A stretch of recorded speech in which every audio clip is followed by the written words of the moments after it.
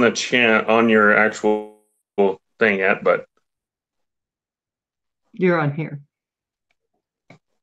And I have you presented, so everybody's going to see you when they come on. cool. It'll take a couple of seconds. So I'm so happy that you said you come on here and that you got your 107. If you notice in the description, well, if you saw it, I want to talk a lot about the 107 and how you and what you plan on doing with that and what that looks like. And I Absolutely. appreciate the fact that you're going to let me play a clip of yours because they get it all sighted up and ready to go. Um, and let's see. Oh, okay, we have 6 viewers, so we'll see when they come in. Okay. So let's, I want to say hi. I saw George Cooper said hi, Val won't be able to watch because he's really busy and he left me a thumbs up. So thank you, George. Hey, Furball Kim. Night Train was saving his chair, so he'll be in. Do you see all the chat? Not yet, but like I said, I've got it on my other computer, so I'm just starting to refresh everything for you. So Okay. So come on. So, hey Nietzsche, how you doing? I think Night Train was just saving his chair, so he should be in soon. there we Kim, go. Now I've got the chat showing up. So very good. Richard, how are you? How what's are you? up? Hey Kim. Hey Nietzsche. Night Train. George Cooper. Sorry, I had to adjust my camera, everybody. That's okay. That's okay. So we got an interesting thing happening tonight. So he's on his phone and on a different product for his chat. So I think it's going to work good because you have a nice phone. What kind of phone are you using? It's a Samsung S8 Plus, so it's the Galaxy S8 Oh, Plus. oh, Yeah, so it's got a bit of processing power, more than my laptop does, which is funny because you'd think a laptop would have better processing power, but I actually do better editing on my phone than my laptop. yeah. Hey, JL. Dewey does it. How you doing, my darling? Hey, Mike. How you? How did I get here? I know, right? Hey, Turkey. My love, how are you? How's Kaz, your beautiful wife? Oh my gosh. We're just going to give it a minute for everyone to come in and then we're going to get started. Hi, Mike, Absolutely. AKA. Oh, there's Mars as well. Haley, how you doing? Haley Stewart, RC Jones, hi. Hi. So that's kind of nice. I appreciate everyone coming in. So I'm not messing with my watch all the time. I'm just going to take it off. I find Sounds myself good. doing this a lot, and I don't know why. I don't If know. there's anything in front of me, I have that. If I'm not doing something in 10 seconds, I need to be doing something. So I will always mess with something in front of me. So I like to keep things out of hands reach. It's literally like taking care of a kid, taking care of myself. Right? Right? Let's see. Mars. Hi, Haley. I think I'm a little bit farther behind because I'm actually using the actual YouTube stream to see chat. So Oh, yeah. But that's that's what all I right. do too. I do. I pop out the chat on the YouTube stream, and then I use the Hangouts is what I'm going to be watching. Yep, same. Otherwise, you get weird echoes and stuff. Yeah, and it's yeah, may get them anyway. But guys, one thing we're going to do tonight is I am going to play a couple little snippets of Droning About Northwest, his stuff. And I think if the format works, we may use it in the future, just to show the person that I'm interviewing kind of what he's doing and what his stuff is looking like, right? And so you Absolutely. have a good opportunity to see that channel and decide, hey, I have to have it. This one you're going to have. You're going to want to support. This is really good. And so And I did get through quite a bit of my notifications today. So if I haven't got to you yet, I will be getting to you. And if anything has done anything internet in the last 24 hours to 48 hours, I have no clue what had happened because I just got home literally about an hour ago from my 9-year-old daughter's birthday party up at the cabin. And we took 3 of her friends up there and we had a birthday party. And so if I pass out on my keyboard, everybody, it's because I've been running after 4 9-year-olds. Ooh, ooh. But I'm not going to pass out on my keyboard. It's only 4 o'clock here. If I pass out on my keyboard at this point in time, that's pretty bad. I can make it. I've had like 9 cups of coffee today and a soda. I'm almost at Roger and Kim status for coffee. Almost. I'm a. You know what I found so cute? The first time my daughter, well, she's 28 now, but the first time she had a party, listening to all the little girls giggling the whole time, they were just so happy to be at a party. They're either giggling and screaming and yelling at the top of their lungs, or there's this little clique that's mad at that little clique for the next minute, and then they split into different little cliques, and it's like high school drama in a 2-second time interval. Right? Yes. Oh my gosh. So let's go ahead and start the interview. I mean, other people come in depending on what's going on, but let's talk. So were you raised in the Northwest? I was raised partially in the Northwest. The largest time frame of my growing up was done here in northern Idaho. My dad, though, I was born in the military. My dad was an Air Force mechanic on airplanes, and I was born in California, moved all around the country and stuff, and then we ended up here when my dad finally retired. He ended up he didn't technically, I guess, retire yet. He went into the National Guard for the last 4 or 5 years of his service and worked out at the Fairchild Air Force Base out here in Spokane. So I grew up in California, and we made quite the large change to Alaska, where it's very cold. And then we made an even larger change from there down to Arizona, where it's never cold. And then we moved up here. So until I was about 9 or 10 years old, I was all over the place. And then once we moved up here, I've been up here since. The last 25 years, or gosh, that makes me seem old. But 25 years I've been up here in the Northwest. So. Oh, wow. Well, I've been in the Northwest for what? Since I was 28. And I'm to say I've been here forever. Like as long as I love it here. I do too. So let me say hi to Ed, because I never want to miss him. And JL's in the house. We have a lot of people in the house. So what did you think of Alaska? Just because I'm curious. Were you old enough to know you were there? I was old enough to remember a couple things. So I was like about 6.5 when we moved away from Alaska. So I remember how big the mosquitoes were. They were terrifying. And I remember going fishing with my dad a couple times. I remember bears once crawling into the dumpsters out because the dumpsters were only about 100 feet or so away from our house. So we were watching grizzly bears like tear into this dumpster, and that was crazy. But not a ton about Alaska. I remember a lot more about Arizona. And so what did you like about Arizona? Arizona, I just loved that literally at all times of the year I could go outside and play with my friends, because I always just like being outside, no matter what. I loved being outside. I hated being indoors. And so it was literally like it was December and January, and I would go play outside. Monsoon season, it was sometimes literally pouring rain, but usually it was done pouring after a day or so. So we were able to go right back outside and stuff.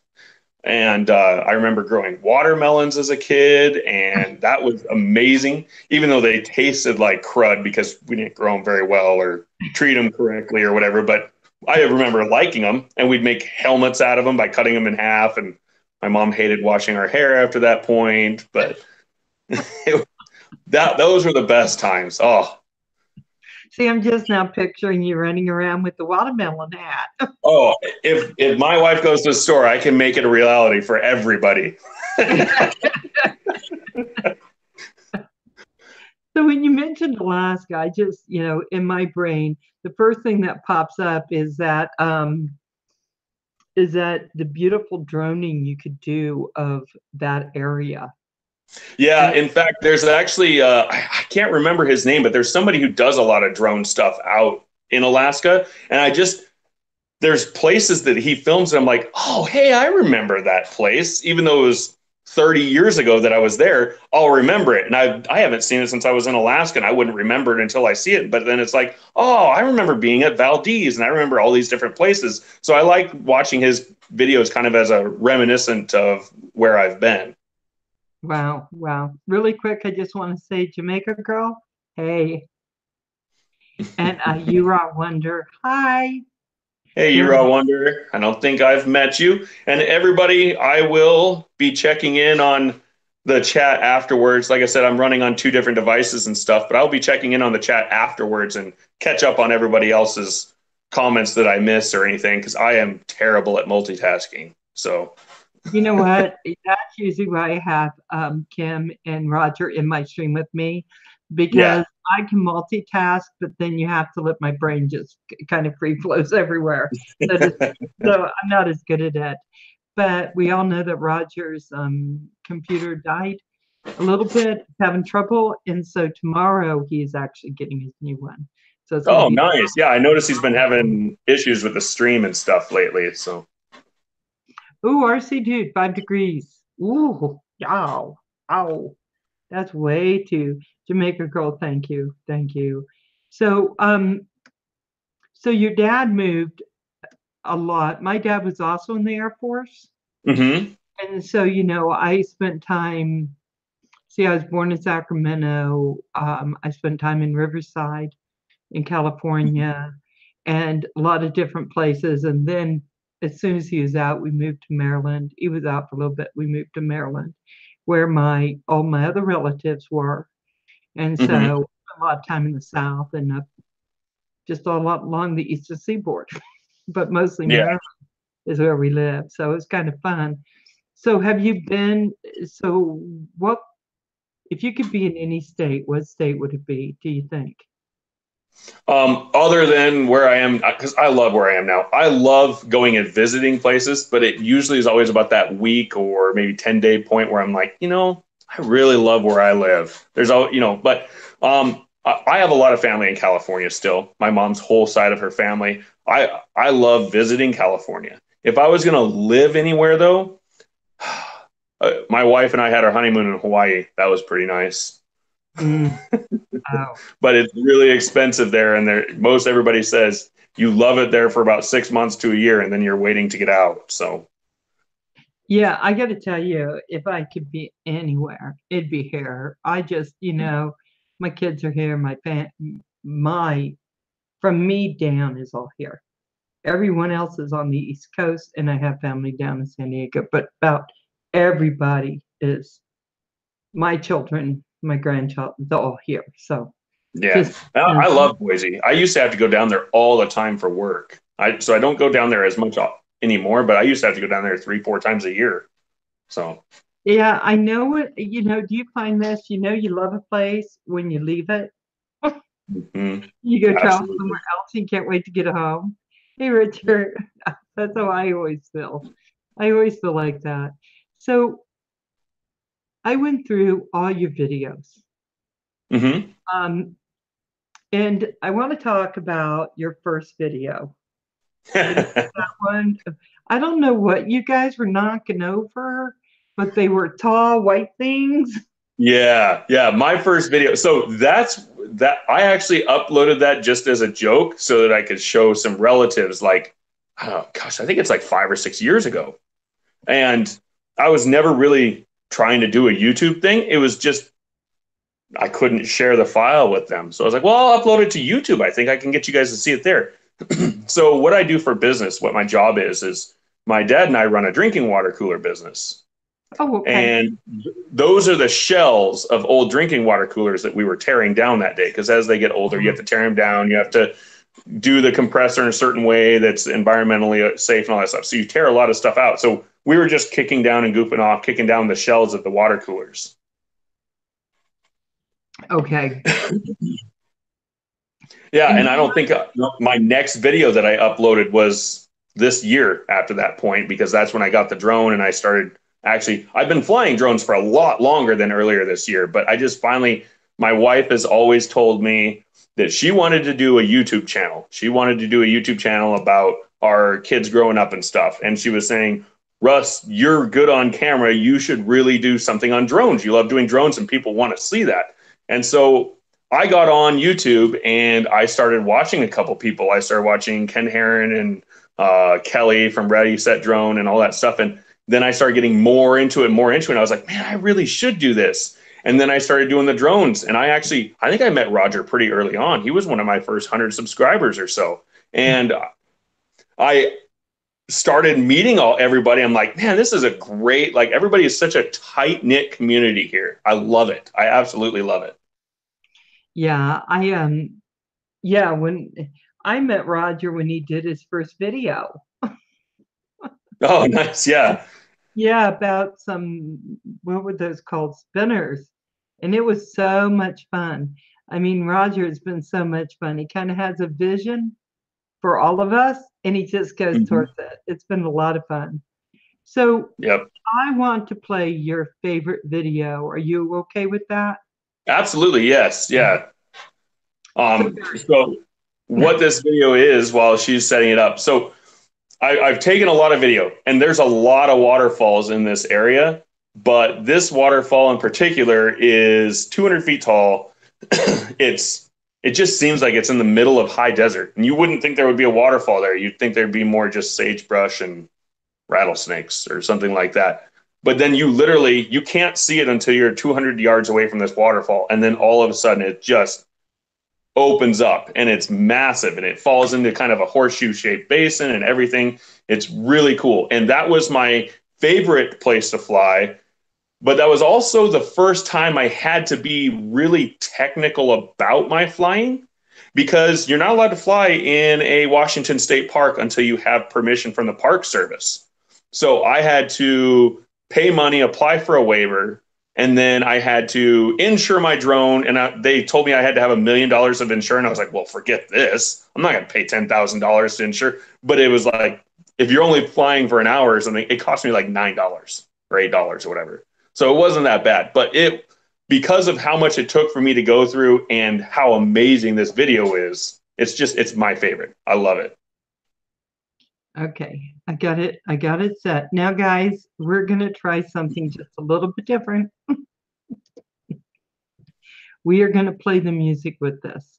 I put the music in the description, and then we should be able to do it. I'm going to go on present me. Now, if this stuff is really shaky and it doesn't present well, we won't be doing any more of it on here, but I wanted to try it and see how it did. So, guys, we just let it keep going like that. We'll be okay. And I am going to pull this down, go here. Oh, no, that's something else. There we go. So are you seeing my page?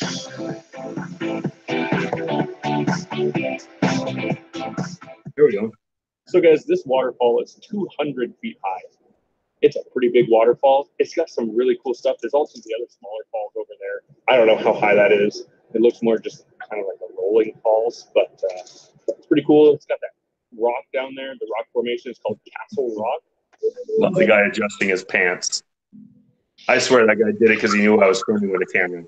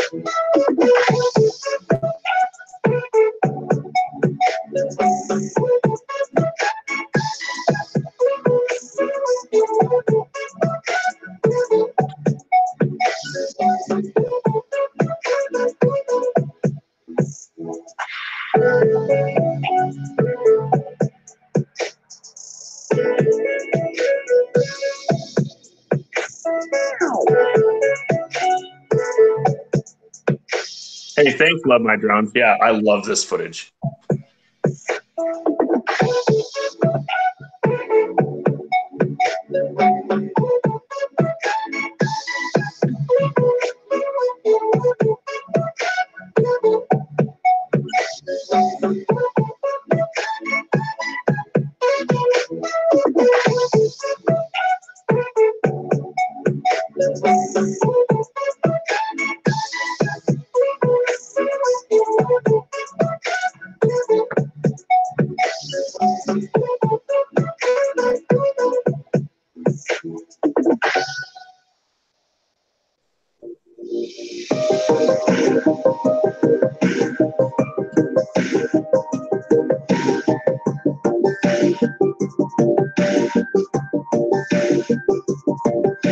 So is the music playing on it?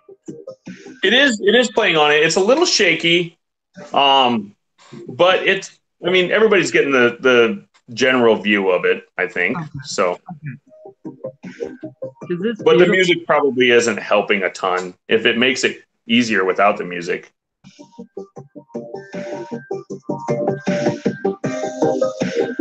Is the music shaky too? Yeah, it's kind of drowned out and stuff a little bit, but okay.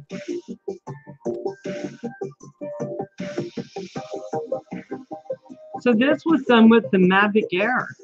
Yes, it was. Yeah, this was done with my Mavic Air. Is that right there on the cliff? No. I had to be so the park department. They told me I had to be in an area where I was at the highest bluff level, and I had to be in an area where I would take off and land. I had to be away from people. Permitting process that you have to go through. So here, it's a $25 permit. You also have to buy $1 million worth of insurance, which before everybody freaks out and says, "Oh my gosh, hundreds of dollars," it's like $18 or $20. Oh, it's $18. That's right. That's not too bad. And believe it or not, the permitting process is not as hard as you think. Thanks for watching. This park is absolutely great. You can bring your kids, you can bring your dog, have a picnic. There's about 10 or 12 campsites. Probably go quickly in the summer, but right now there's only 2 or 3 people here. So maybe in the spring to early summer, it's a lot easier. But please like, please subscribe, and have a great day.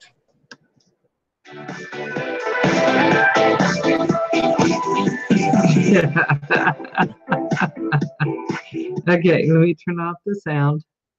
Okay. Yeah, and like I said before, that guy adjusting his pants, I think he knew he was on camera because he kept coming back into my camera. Like, it seemed like every time I turned the record button on, that dude and his wife would come back in the background of the camera or something. But yeah, so that person that you saw there and you were like, was that you who was flying right next to where the water goes over? You can actually literally crawl right over there and you can feel the air sucking down with the water. It's really close. But yeah, no, that wasn't where I was. I always cut myself out of the shot, or at least tried to. So I think what I'm probably going to do is, guys, is I will get to the point where where I get it correct one way or another, where it shows better. But I did want you to see his favorite video, and I'll keep working on it. So he was a flasher. Yeah, that's what it's sounding like, just a little bit. Yeah. But I did want to show snippets, so I'm going to get better at this, and we'll get it going so it shows a little better. Hey, Paducah, I saw you come in. Hey, Timber Redbone. Thank you. I'm hoping I'm not missing anyone. So let's talk now about a little bit about what you've been doing with your drone flying. Mm-hmm.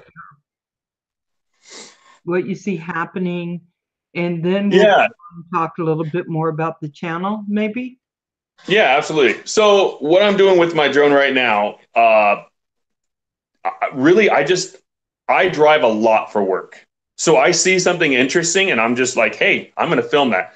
Also, what I originally started the channel with is I also wanted to kind of give a review of places to visit for people who may not know the area that might be searching through like, hey, what's a place to look at in Washington going along I-90? And so that's why when you see a lot of my stuff, it's more, hey, this is where this is what I'm filming. You can go visit it. I didn't really take a lot of, videos of personal things or anything like that for a little while. But what I'm doing now with the channel is I just kind of expanding anything that's interesting. I'm going to take film of, but I still like to do places and kind of give people a feeling of what that place is like, what they can do there. But I also, as I alluded to Saturday morning and stuff on the Canadian Drone Hub, is I got my Part 107 license. Yeah. So I'm really excited about that. I've been wanting to do that. I got the study course like months ago, but I really haven't put down hard on it until recently. But then I got the test passed and everything. I have my little paper here somewhere.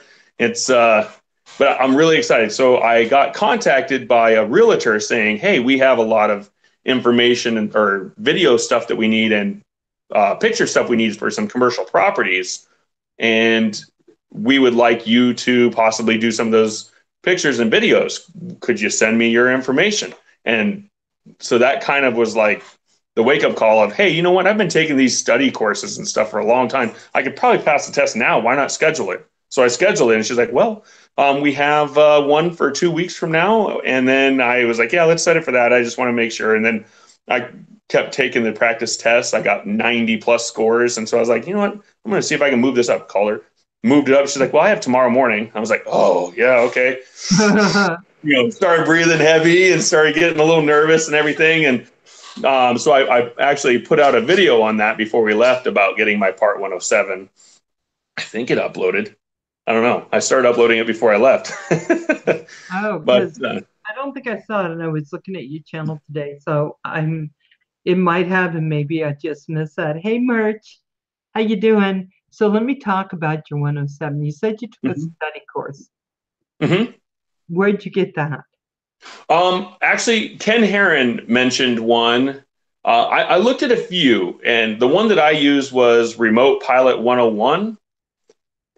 It's run by this guy named Jason Shepard, and it is I just really liked it because he was very down to earth about everything. Like, hey, down to earth, this is what this means. But when you take your test, they're going to try to trip you up this way and this way and this way. Because that test, the hardest part about that test is not the knowledge of what you need to know. It's what you need to know about how they're going to try to make you guess the wrong answer because of how they worded it. Oh, wow. Yeah. So you got to be really careful when you're reading those questions. I mean, you might know the answer and then they threw one word in there, not. And you say the right answer that you've been taking all these practices for, and it's like, now it says not, and it's a completely different meaning. And now, so they try to trip you up a lot.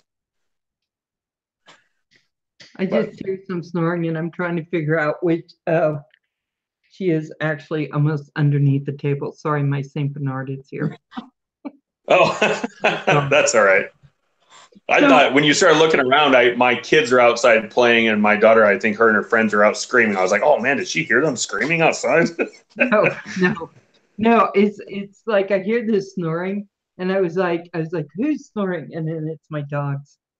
Oh, yeah, I was about to go outside and throw shoes at him and do the old man, get off my porch, the cats, go!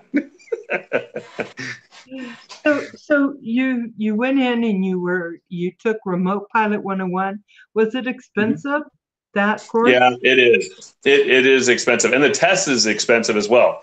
I think Remote Pilot 101 cost me $130 or $125 or something. But the reason why I did that one is because it's yours forever. It's not yours for 3 months or anything like that. It's yours forever, at least for right now. And you have to take the Part 107 every 2 years. You have to retake the test every 2 years.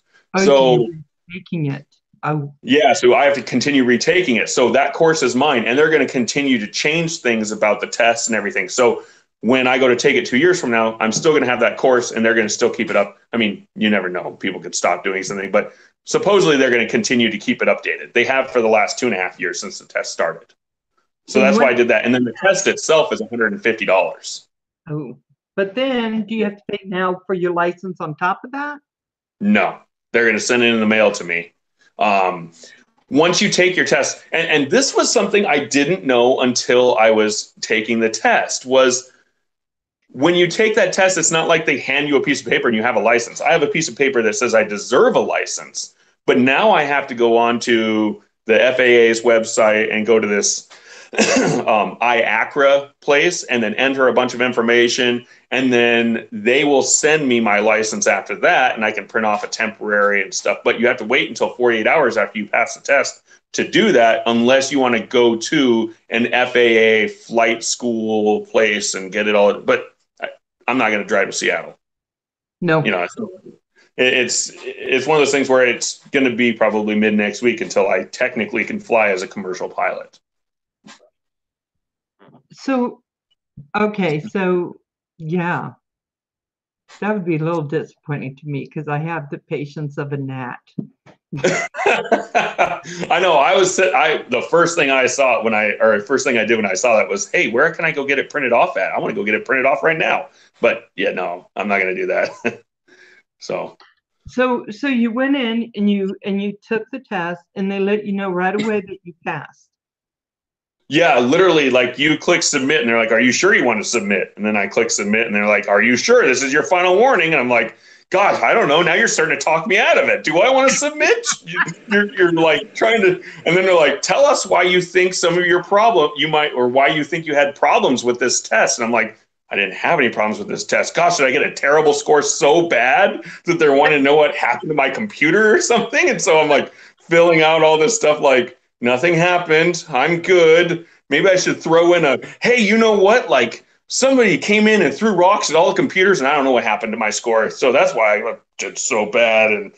But no, and then I finally hit that final submit button. It was like 2 seconds of waiting while, that little thing that goes around on your computer screen. And I'm like, okay, come on. It's gone around twice now.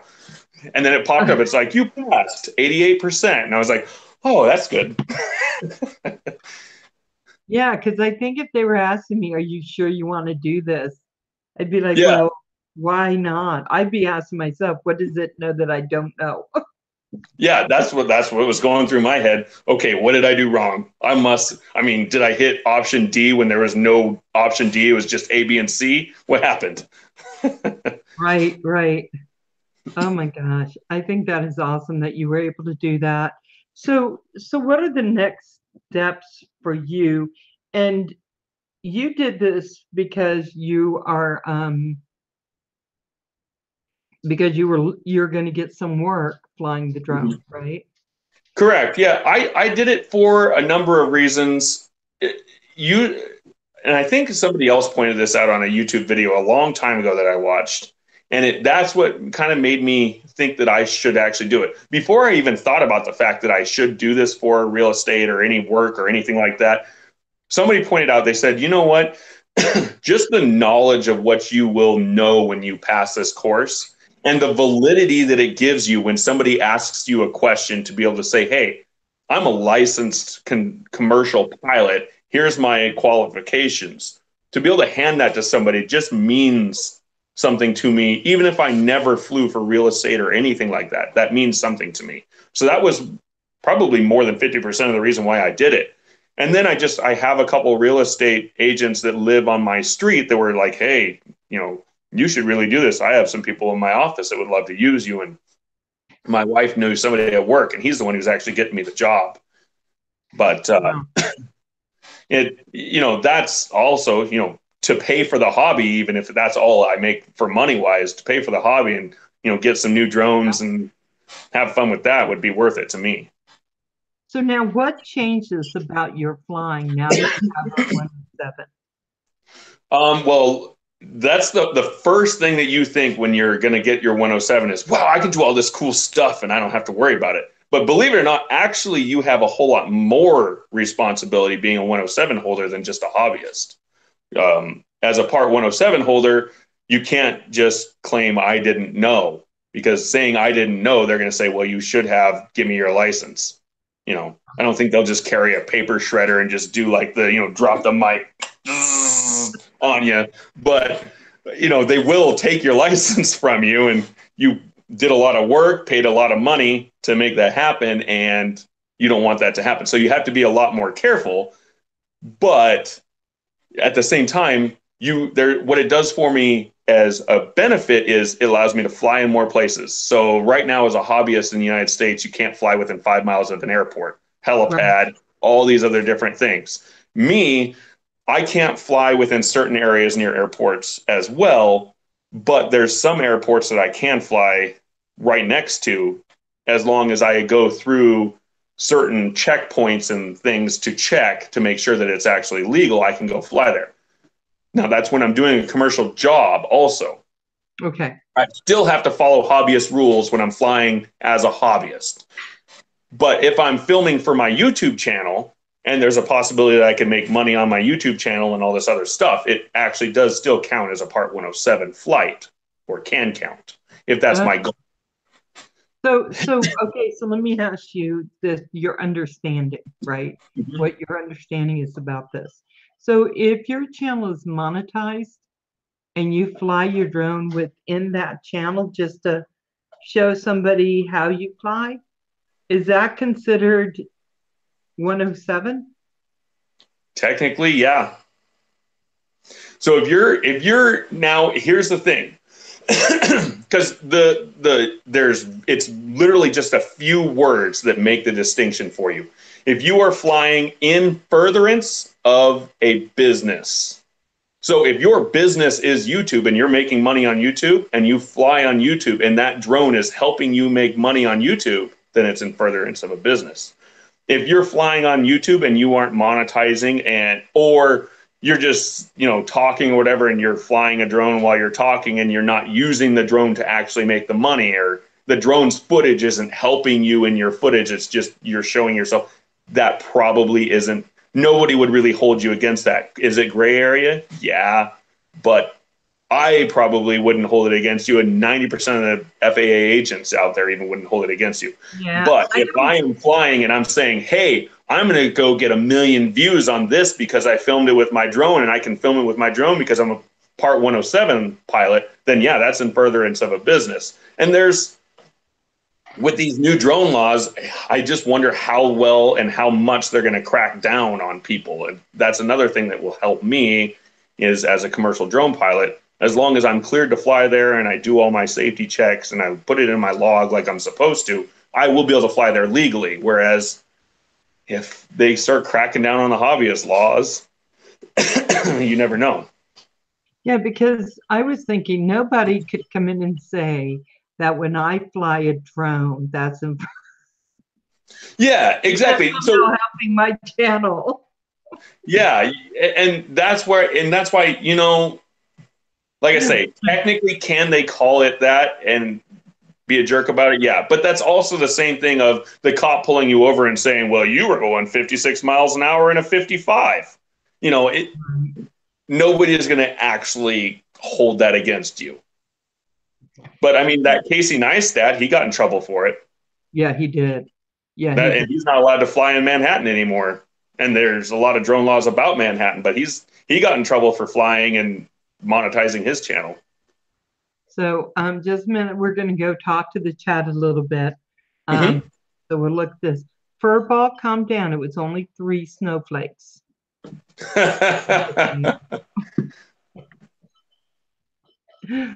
Merch.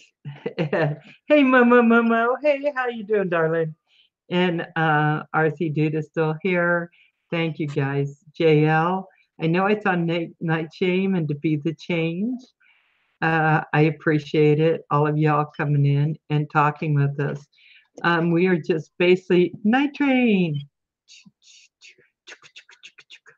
The snowflakes, they are coming, and there's no taking Furball off the wall now. He's just clinging to it because he's afraid of it. I love my drones. Furball is a snowflake. Yeah, bad boy.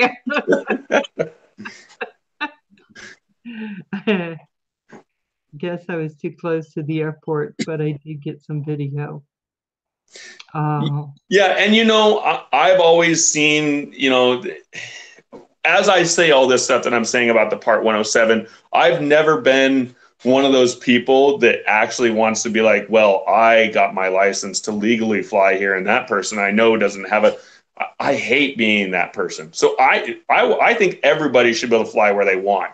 I'm just doing my protection of me, and I would never turn somebody in unless they're sitting there going, watch this, and trying to fly at cars or something on the freeway. right, You know, right, then right. if they're putting other people at risk, then yeah. But if they're going to fly 60 feet off the ground, 3 miles away from an airport, if there's a plane coming there, you're in trouble, not them. Yeah, I agree. I think that once you have your license, the only other thing you do, if you see someone doing something dangerous, you can educate them. A lot of people don't like being educated. No, and I always like to be kind of passive with education to people when they're, especially if they're doing something wrong, because one, they either know that they're doing something wrong and they're going to get defensive, or two, they didn't know they're going to do something wrong and they think they're in trouble. So I always like to be, if I'm going to educate somebody, like, hey, you shouldn't really fly over that playground when there's 30 kids going down the slide. Yeah, you're 60 feet in the air and stuff, but you might make some of the parents a little nervous. Stuff like that. I probably would actually just still not approach the person, but I would definitely not fly next to them if they were doing so. Yeah, I think at some point you just have to be careful who you're. Yeah. Yeah, and that's one other thing that I find sad is I know a lot of you guys all have somebody that you guys fly with all the time, and I have one guy that I can fly with. We haven't even flown together yet, but he lives down in Lewis, and that's like 3 hours away. There's nobody up here that I've flown with before, other than letting friends borrow my drone. And the wife doesn't want to fly him at the same time as me because she's worried that she'll break them and stuff. So, Oh, well, just one you're making money with. Maybe not share that as much. yeah, I'm not going to share that one with her. But, the one that's already been crashed numerous times, yeah. I mean, my first drone, I've got it actually over here. The thing isn't even hardly held together anymore. In fact, this is what made me start flying in the first place, was my wife bought me this for a Christmas present. Oh. And it's a little drone. I mean, you can see like the landing gear is like messed up. One of these motors is seized up, and I think all my batteries are completely expired and messed up on that drone. And it was just like a little $50 drone. The first thing I did with that drone, my very first ever drone flight, because that's not one that has altitude hold or GPS or anything like that. It's like a $40 or $50 drone. First thing I did was landed on the neighbor's roof. Oh my God. I had to go get like rebar, like a 15-foot piece of rebar, and then like one of those golf ball retriever tools, and like duct tape it together and like scrape along their roof and everything for like 45 minutes to get my drone off the roof. And then it fell. And I think that's how one of the landing legs broke, actually, but I taped that part together. So, I don't know if you were on, I think it was last night. I thought maybe you were going to show us a drone like what Mert showed us that went up in the air and just fell out and had all these pieces hanging off it. No, it's still technically one piece. Because I have my Breeze, and if it was all, I'd be sad. I'd be super sad because I really like but I don't have a lot of quads. So that's why I'd be so sad. So I want to talk to you a little bit more about the 107 that you have. Yeah. What kind of jobs are open for people with the 107s? I mean, I know the real estate stuff is, but what else? Real estate is probably, there's a lot more real estate jobs out there, but there's a lot of power lines in our area here. They go through national forest, and they're really hard to get to because they go up and over mountains and everything like that. So the power companies hire drone pilots to go and fly along the power lines up above them to check for weaknesses and everything on the power lines and make sure everything's good. Look at where the power lines connect to the poles and make sure there's nothing rusting out there or anything like that they need to change. And they pay a lot of people to do that stuff as well. There's a lot of construction sites that now they usually require larger drones that have like measurement tools to see if, this steel beam is tweaking up at this level and all that stuff. So I probably won't be really into doing it much of that stuff because you literally need like a $3,000 drone with $7,000 equipment attached to it. So what if they were, hey, Scott, how you doing? Hey, Carpenter Rick. I just want to say hi really quick. What if they were to hire you to fly their drones and they already had those? Now, actually, they wouldn't even have to go that far. So if they have their own drone, because I have a Part 107 license, they can have their own pilot and they can still fly it as long as I'm overseeing. Really? And yes. So if they have somebody who knows how to work that drone in their company, but they don't have anybody who's a Part 107 licensed person and they have to fly. Now, see, they can't use it technically in furtherance of a business. Now, this is where there's a lot of stuff out there that people just fly anyways. But if they wanted to be completely legal on the up and up, they could hire me and I would be what's called the remote pilot in command. And I would be basically the person in charge, but I don't have to be the person with the controls. I just have to oversee them and be able to take over on the controls if something were to arise. Because I'm the one who's responsible for that flight, even if they're the ones controlling it. Okay. Okay. So that's another job they could have. That is a job that I could do. And if somebody contacted me and said, hey, we have a pilot that knows how to control the drone, but we don't have anybody with a license and we would like you to be in control of this site or whatever, then yeah, I could take that job. I just don't have the drone or equipment to do something like that. So would you recommend people getting the 107? I've heard two sides to this argument. One, people say, once you get to 107, you know what you know. Yeah, and then you can't be held. Yeah. So I always think my mom is a teacher and my grandfather was a teacher. And so my family is pretty heavy on education. I always feel there's no education that isn't worth it. So I think if you don't want to get your Part 107, learning about Part 107 stuff and how to read weather and how traffic patterns work and how to read airport sectional charts and stuff, that is nothing that is going to ever hurt you out there flying. So I think everybody should at least learn a little more or study a little more on that stuff. Do you need to get your Part 107 if you're literally just going to fly drones and do it for fun and stuff? No.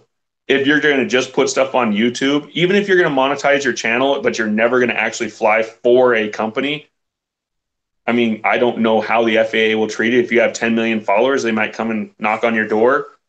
I personally think that just because you're putting something on YouTube, but you're doing the exact same thing as a hobbyist, I don't think that's a big deal. But that's just my feeling on it. That's not, I guess, how it could be enforced or whatever. I would think intuitively, why would they bother, right? Why would they bother with how that would work? If I'm flying, like I want to do FPV, I'm doing the simulator now and all this other stuff, and I will put it on my channel because we're droners, so that's what we do. We fly drones and quads. I don't think a person would need a part. If I'm just speaking like frankly, I don't think a person needs a Part 107 for that. If you're just going to fly, even if you're going to monetize your channel, if you're just going to fly your drone and stuff, you don't need a Part 107. But at the same time, like I said, I always feel like education of any kind is worthwhile. So it will help you. It is worthwhile, but you don't need it. I don't think you need it.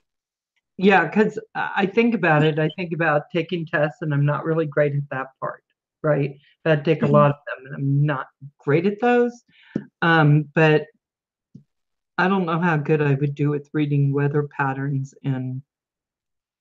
Yeah, the weather patterns, the other thing is you're supposed to fly line of sight. And so if you're flying 200 feet up and 400 feet away, if the wind picks up really bad, just bring it back. Like it's going to take you, excuse me, less than a minute maybe to bring it back.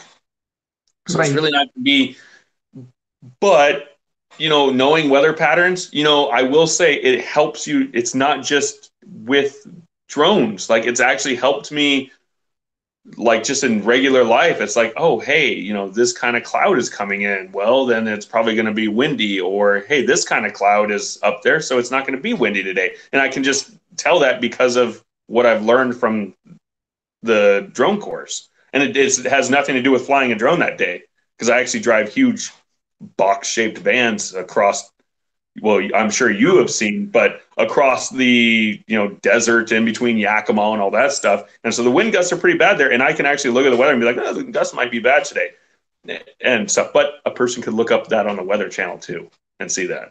Let me ask a question out in the chat. RC Dude FPV UK, he said, and took it gladly, LOL.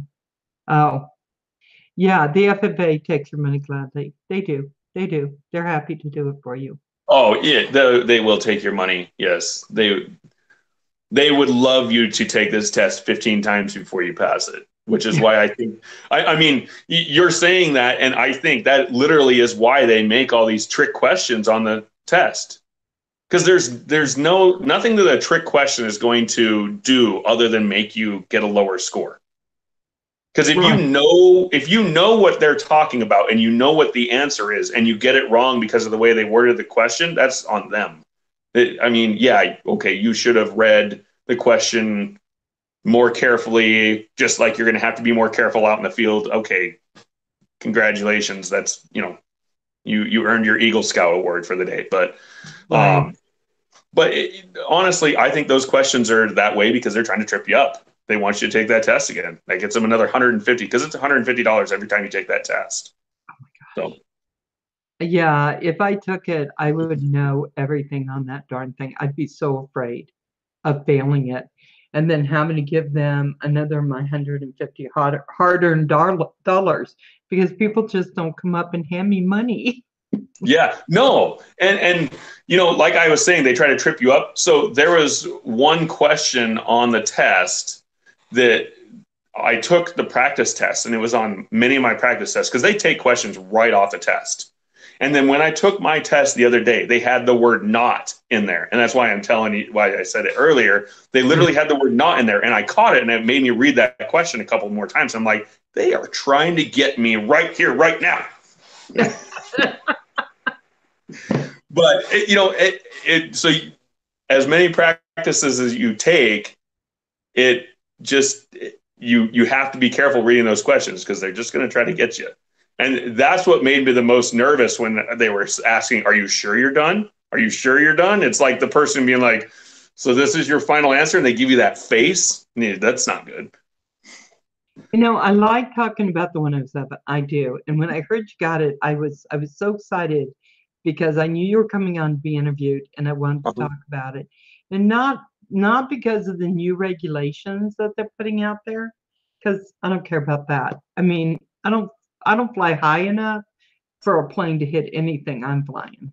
Yeah. And even when I do, I want to do a lot of acro and FPV. I'm still not flying high enough that I think it's going to catch attention from anyone. But I just thought the idea that this is becoming something where you can make money, 107, doing a 107, I find it fascinating because we're all out there having fun. Yeah. And I have no intention of turning this into my career. I mean, the business that I work for with my dad, it's my dad's business. And I've been in that business since I was 18. That's what I'm going to do. So this is not going to be what I'm going to change my career to. But like I said earlier, if it can help pay for the hobby and maybe pay for a couple of things, and I know my wife is going to be like, buy me something. But if I could buy her something a few times or whatever, then that would be awesome. That would be all I would want from this. Because honestly, I have my job already, and anything else that I do on the side is going to take away from family. And so I don't want to take too much away from family and just be, working all the time. Yeah, I just find the 107 kind of, it's fascinating. I know that another person who comes in once in a while was supposed to be on their honeymoon is Squappy. And Squappy drones, he also has a 107. Mm-hmm. And he's looking at real estate also. Yeah, you would be surprised how many people have. I was really surprised. Mars the other day, I was watching him, and he has a commercial license as well for down there in Australia. And I'm very surprised when I see how many people say, "Yeah, I have mine. Yeah, I have mine." And anybody else that's in here, tell me that you have it, because I would love to know anybody who actually does it, how they handle some of their. Because I'm just getting into actually doing jobs in real estate and all that stuff. So if anybody has any hints or don't do this and don't do that or whatever, I'm still brand new. It's not like I know much of anything other than how to read a METAR and how to read a sectional chart at this point better than the average person just starting. So I saw, I want mine. Night Train, yes. Yes, you would do wonderful. You have some beautiful footage. yeah, you should night train it. Like I said, I feel now that I have it, I feel better flying my drone anywhere. Even if I'm just flying hobby and I'm not doing it for hire and I know I'm completely legal away from airports and all that stuff, I just feel better flying because it shows you and trains you on how to handle an emergency, handle a problem. They even tell you why you should do the maintenance on this and that part of your drone, even if you've never touched anything with your propellers. And if it's been a year and a half or whatever, they tell you why that can be a problem. And it makes you know the hobby better rather than just, how to make money off of it. It's having that umbrella. Yeah. So Yeah, John Anderson, I see you just came in asking for people to get you to a certain place. We don't do that here. You can go in and support whoever you like, but it's there. They get to decide whether they want to support you. So, but thank you for coming in, and stick around if you like. If you see a channel you want to support, please feel free to support them. And I'll let Mo handle that part from here on out. Mo, are you still in here? I think Mo is. Plummet, I saw you come in. Okay, Hey, so Plummet. Bill said, I did flight school, and in Canada, you have to supply for a SFOC for a job you're doing. Okay. But Plummet said he wanted to get one, and so did Night Train. Nice. Yeah, you guys should. So Newfound, you don't have to do that here. Oh, sorry. I'm going to put my mic on silent for just a minute and let you talk to everyone. So you don't have to apply for a permit for every job you do here in the U.S., Newfound. You do have to log it in a book, and it doesn't have to be any specific book whatsoever. I literally went out and just bought a 3-subject college ruled notebook, and that's going to be my log. Like, they don't have anything that says that it has to be a certain thing, and thank God that you don't have to. Sorry, guys, I had to click on something. My computer wants to restart because it wants to update some security thing or whatever. But you don't have to actually do any permission or permit process or anything like that unless a waiver is required for what job you're doing. If a waiver is required, then you need like 90 days prior notice to apply for the waiver because the government works at the speed of a snail. So that is what's necessary. I am very upset that I missed that part. Oh, my grandson just left, and my dogs wanted me to know that my son was here to pick him up. Nice. All I was saying, Val, was you don't have to have a permit for every single job that you do here in the United States, but you do have to have a logbook, and there's nothing that says what it has to be. You just have to keep a log. Every time you fly commercially, you have to say, I flew at this time to this time. I flew in this place, and it was for doing this. And I literally just went out and bought a college-ruled 3-subject notebook. That's all you have to have. As long as you log it in there and say what you're doing, then that's all you have to have. And then you also have to keep track of maintenance and stuff. And that's why I did the 3 subject rather than just one plain notebook, so I can have one for my maintenance and everything. Yeah.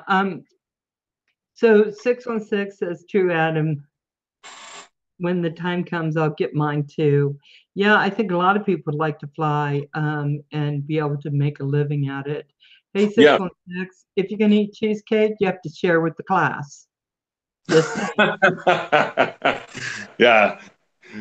You know, I think from what I've got from the new drone laws, and that's another thing that I'm glad I got my Part 107, is they didn't really change a lot about the drone rules. They just changed the fact that they can punish you for not following them. That's my basic umbrella understanding of them. And I've read through some of the parts myself, and I've watched a lot of videos on stuff. I think 51 Drones, his name is Russ too, which is why I like the guy. Hey. right. But 51 Drones, he does a great video on why, the different reasons and what's going on with the part. What is it? 343, I think, or whatever it's called. I can't remember what it's called. 336, but something. Yeah.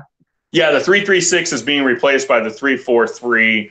And yeah, now we're sounding like we're, talking in an accounting firm or something. Or talking taxes, which is worse. Yes. It's sad to me that we've gotten to the point that we take this hobby that we love, and now we're getting it all we're having to jump through a lot of hoops. And I know a lot of people don't really like that. Like Scott's saying, he's just a hobbyist, right? So yeah. And I feel the same way. And honestly, the reason why they make these rules is because somebody overreacts and breaks the rules, so they have to even overreact more and make more rules. Even though most of us are right here in the middle and there are no problems, and we're going to be smart, and we're going to use that thing called common sense that you wish everybody had, but not everybody uses. But most of us are going to do that, and we're just fine. Nobody's going to harm or do anything, and there's always going to be something that happens no matter what, wrecks and stuff that you weren't planning for, but you're going to handle it, and you're going to be a responsible human being about that. But the problem is there's the people out there that have aluminum cans for brains that are, they just want to say, hey, let's take my drone up to 9,000 feet if I can, up in the air, above an airport. Right. You know what? That brings up another video that I had the pleasure of being able to see. You did one on seeing in windows. Yes, yeah, about spying with drones. Because everybody, even my parents, who I've been flying drones for 3 years and they know about my channel and everything. Everybody who doesn't fly a drone or doesn't know about drones, that's the first thing. Oh, looking in the neighbor's windows, huh? And I always go, yep, I saw you last night. You have anything to declare? And then they get that face. Like, I'm like, oh, well, your face says you do. And then I'll explain to them, hey, there's a lot that you actually cannot see with a drone. Those wide angle lenses don't really look through glass during the day very well. But I like to educate. Like I said, family's always been in education and stuff. So that's one of my videos that I did. Yeah, it's always that first question that somebody always has, or that first worry that somebody has, is that because you're flying a drone, you're out to try to catch a picture of them in their underwear. Right. And what they don't understand is none of us want to see that. No, yeah, I don't. And it's always some guy who comes out at 4 o'clock in the afternoon that has the problem with it. It's like, what are you doing at 4 o'clock in the afternoon in your underwear anyways, man? Of course, on a Sunday, hey, I mean, that's the goal, right? Everybody, we're all working to be able to do that at 4 o'clock in the afternoon or whatever, but, I like that. I really like that video because it just showed you that no one is being able to see in that window. You really have to be up against the window waving. It's just that's just not what's ever happening. Yeah, and you wouldn't know it. I mean, when I was doing the filming of that video and stuff, you can see my drone and you can read stuff on the drone and everything. I was only like 13, 14 feet away from the window at one point or whatever. And it looks like it's like there's no way somebody can't see me. But then you look at the footage and you cannot see anything. And I don't have tinted windows. I think my glass is 2-pane glass or whatever. So it's not like I have bulletproof glass in my house or anything like that. That's what almost everybody else's windows look like. They're just going to reflect what's outside. Yeah, that's what I was thinking. But at night, with the windows on, like I say in that video, you can see just about everything. So that is one time that they have the right. Kind of close, right? Is what I was saying with what you were doing. When you're at a height of 400 feet or 300 feet or even 100 feet, you're not seeing in someone's window. No, you couldn't even tell if they were in the window or not, unless they were like doing jumping jacks in front of the window, in which if you're in front of a window with the light on doing jumping jacks, I don't need a drone to see you. So I mean, at that point, they just need to get over themselves and maybe sink into the, farther in the room where I won't be able to see them. But hey, bye, Merch. Love you. Thank you for see you, Merch. You were so sweet. I know it's super late there, so thank you. Merch, you are my guy. I just love you. Bye.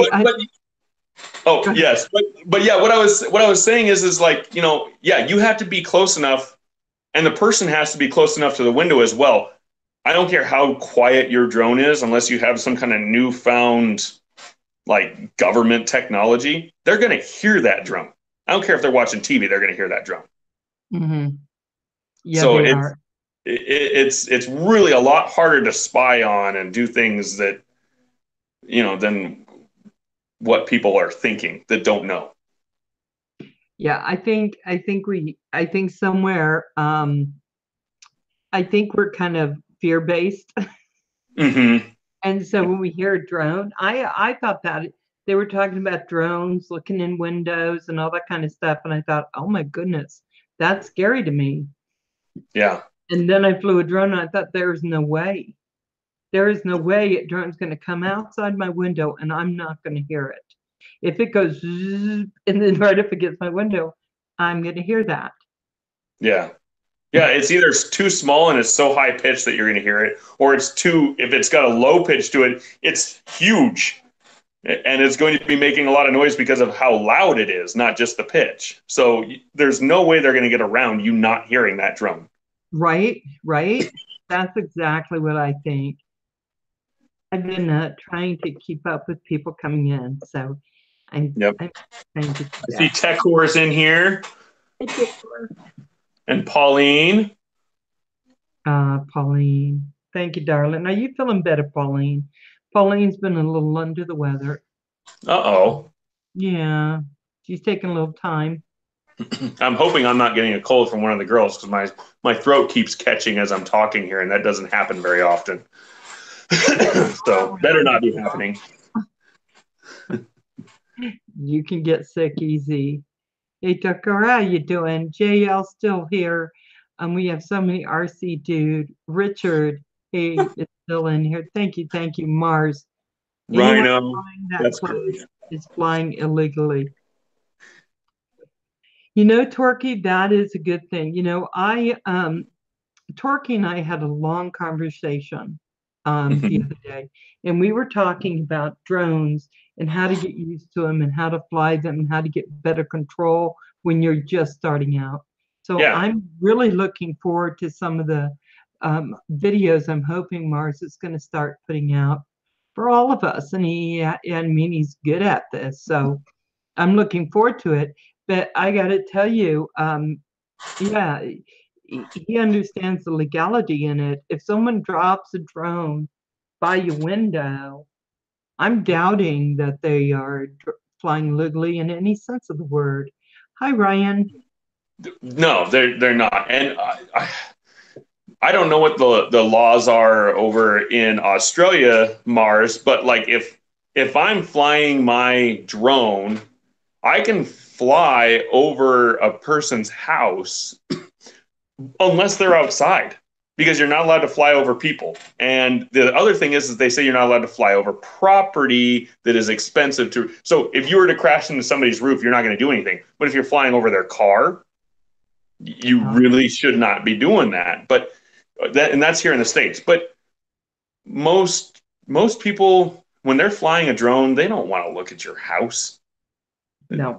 They're flying somewhere past your house because they're just flying around and goofing off, or they're trying to see something that's above your house, because if they want to look at your house, they can walk up next to it and take pictures with their camera phone. Right. And it's not expensive, is it? Just go up and you start snapping pictures instead of having to buy a drone to be able to do it.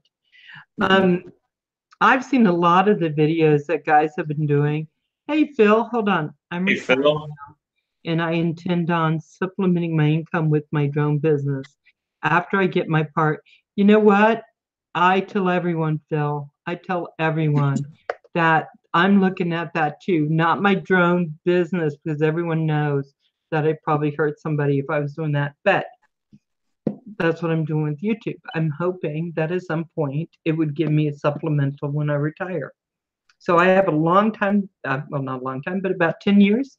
I can just slowly meander towards that.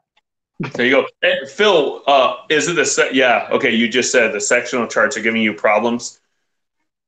There is so much stuff on the sectional charts and the thing is out in the field, if there's a thing that you have a problem with that you don't understand of a sectional chart, you're going to be able to Google it. In the test, you won't be able to. But the thing is in that test, one thing to make everybody, I've already told everybody, oh, they're going to try to trick you and they make the test as hard as they can. There's one thing about the test that you don't need to worry about.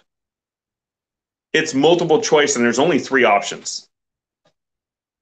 So and one of the options is going to be like, they're going to say, if you're flying near this airport in this area and there is a tower in the area that's under construction and that's what you're doing a job for, what's the highest you can go? And like one of the options is going to be, you're going to look and you're going to be able to, because all you need to do is find that tower. They're going to give you one option that's completely stupid. Like, yeah, the option is grape. Well, grape, what does that mean?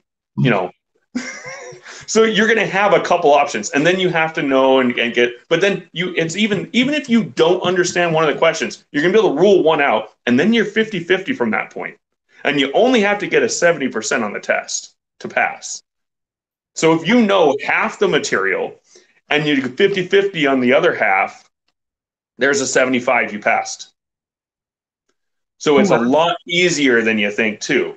They're going to throw you off and that's going to affect you on about 8 to 12 questions, but you're going to still get half of those right.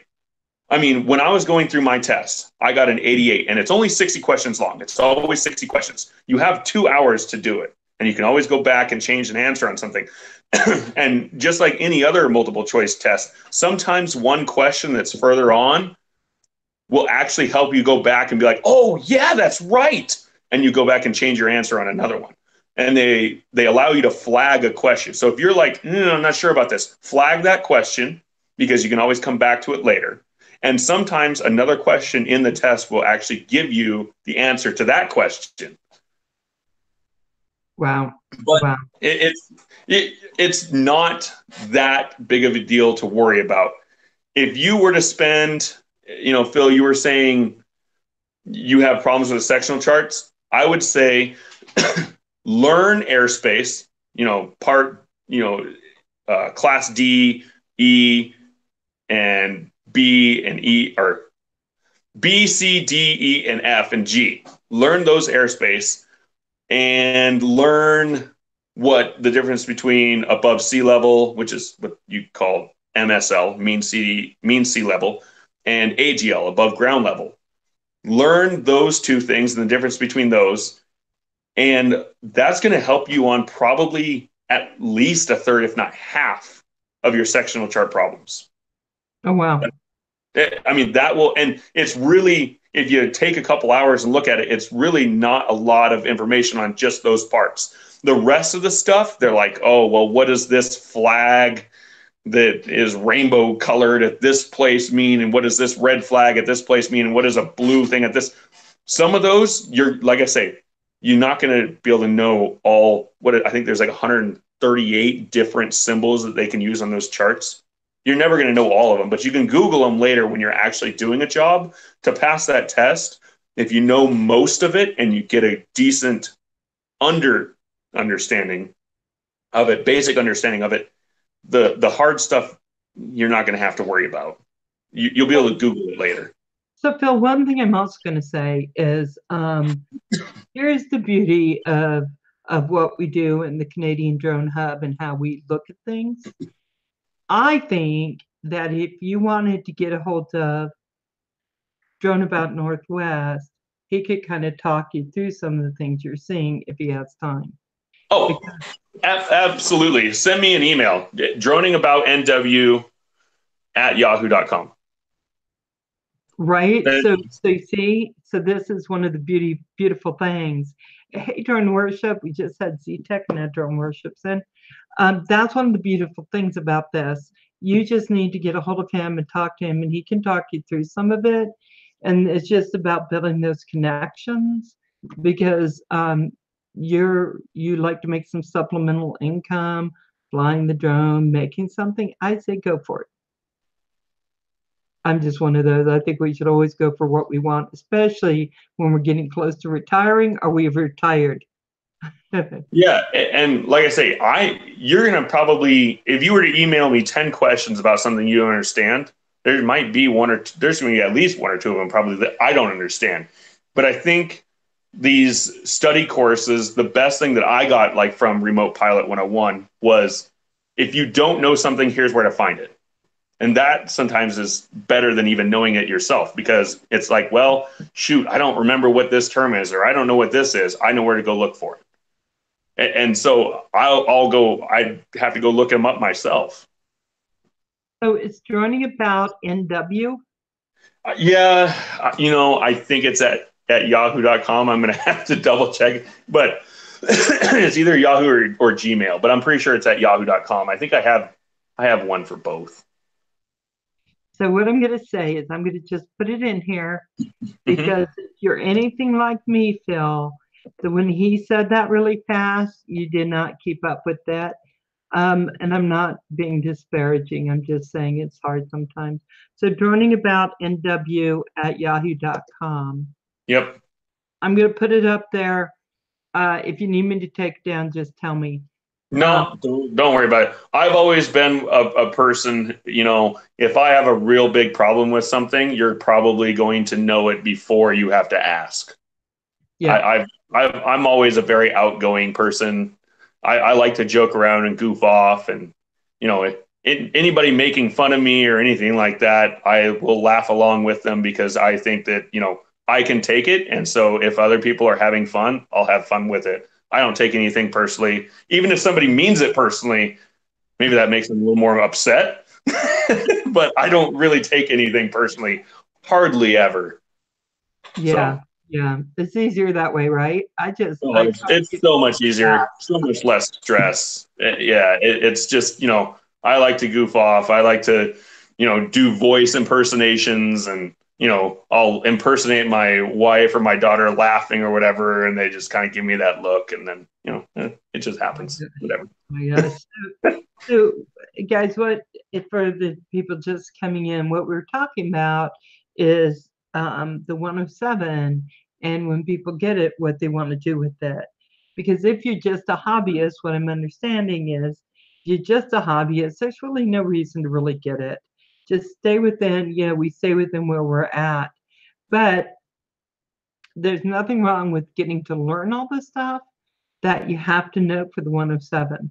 I think I agree with you. Learning is a wonderful thing, and I wouldn't mind knowing about it. And things are changing really pretty fast too. Yeah, they are. Wait, what was that, Mars? What am I rowing? What are you? Might have been a typo. Droning about Mars. Unless he's talking about maybe my hand signals, because I talk with my hands so much. And in that case, I have no clue what I'm rowing. Hopefully the boat of life. Oh my God. Oh, my t-shirt. Oh, yeah, no. Row. It says, row your, and it's a dinosaur. T-Rex doesn't have long enough arms, so he can't row anything. So he says, oh, right. See, everyone's getting it but us, because I'm sitting there, I'm rowing. What you talking about? Yeah. Oh gosh, that's so funny. Yeah, I just, and that right there matches my personality. I like to be goofy. And so if I can make somebody laugh while I'm walking through a store because they read my shirt, then great. So look at Martha. OMG. You guys are so funny. So let me ask you something. So most of everything I've seen you do, you're doing a lot of aerial. Mm-hmm. So do you do any FPV? I don't. I really want to. I really want to go get goggles and get a racing drone or an acro drone. But I just don't have one yet, and I would love to do it. Oh, I think I'm not spelling this right. I wouldn't have trouble. So I'm going to take off spelling. So RC Funds Diversion said, I like this guy. Where did you find him, Val? Well, actually, in the crawl space of my house. And I asked him, would you mind coming on? No. I had to, yeah. She found me in the crawl space, and I was down there eating bugs, and she made me go out and wash myself off with a hose before I got on the camera because I looked like a dirty urchin or something. I got to tell you something. My son went under the house with Kevin once when he was small, and he asked him, "So who lives under here?" It's like not a small space. No, I have to. So for my work, I do drinking water coolers, and our coolers do not have like bottles on top of them. They actually filter inside the machine. So we have to run tubing. And a lot of times I have to go into crawl spaces of companies and stuff like that to run the tubing. You would not believe what you find in crawl spaces. Yeah. I mean, I'm not saying like the bugs and all that stuff. I'm not saying the bugs. I once found like a construction, like big halogen light that was from like 1985 or something that had never been opened. Like it was just sitting underneath from when this building was built, and somebody brought a new light down there, forgot about it, and left it in the crawl space. Like I've found so many weird different things. So I will say, where did I find him? I found him on the Canadian Drone Hub.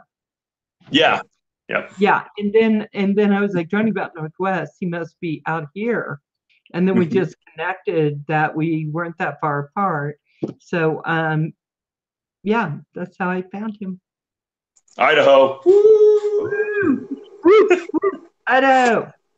Yeah. So, Kim Phi, how you doing, darling? How you doing? Hey, Kim. So Kim is a really great channel I like going to and just hanging out sometimes. Nice. It's just a nice little channel that I like. So guys, we'll go back into the interview just for a little bit, and then I want you to have a lot of time to talk to guys. So, okay. So you do other stuff on your YouTube channel? Yes, I do. Yeah. So sometimes, and with the weather, and a lot of the people who are on the Canadian Drone Hub that are in Canada. Oh man, almost said Canada. So Kim was mad about snowflakes earlier. I know, right? I know. But yeah, a lot of those guys that are in Canada and stuff, the weather isn't always great, and I know winter's coming up, and I like to do this thing that I just started like a month ago called A Minute with Russ.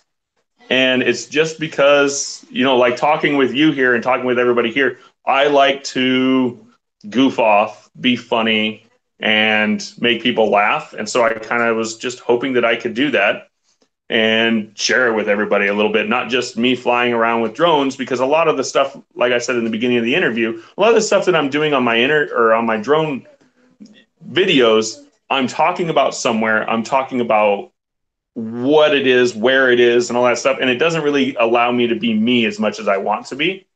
And so I wanted to do these just a quick minute. I don't need a big long vlog or anything like that. I just want a quick minute of everybody's time to say, hey, here's something goofy, and I just kind of do random stuff.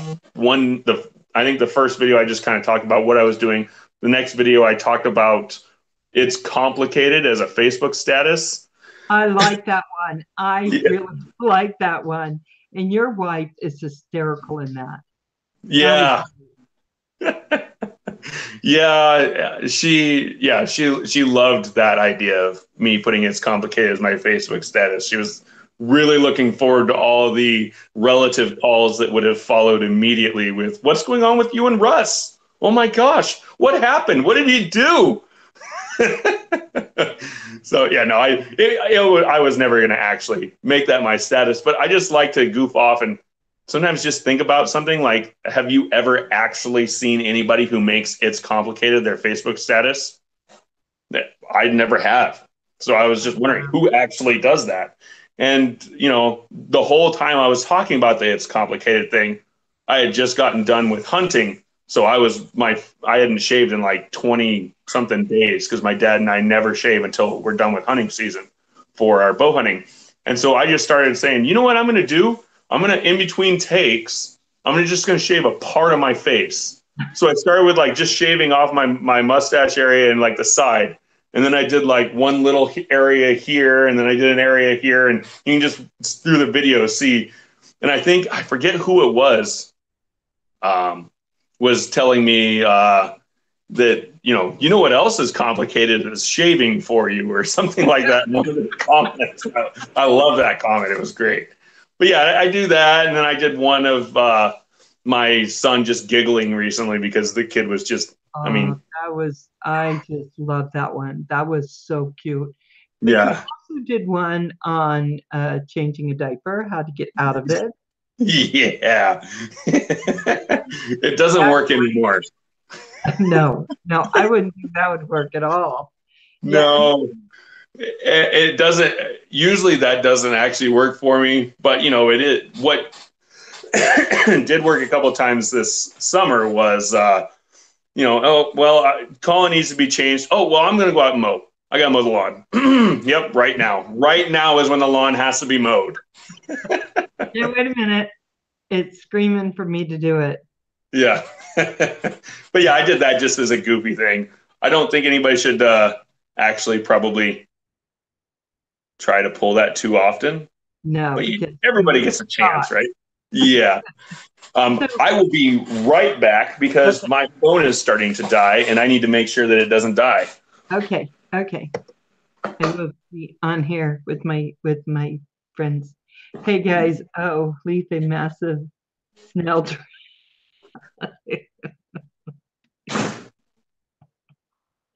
She shaved half your belly a few years ago. I believe she would do that. I absolutely was it documented in Mars.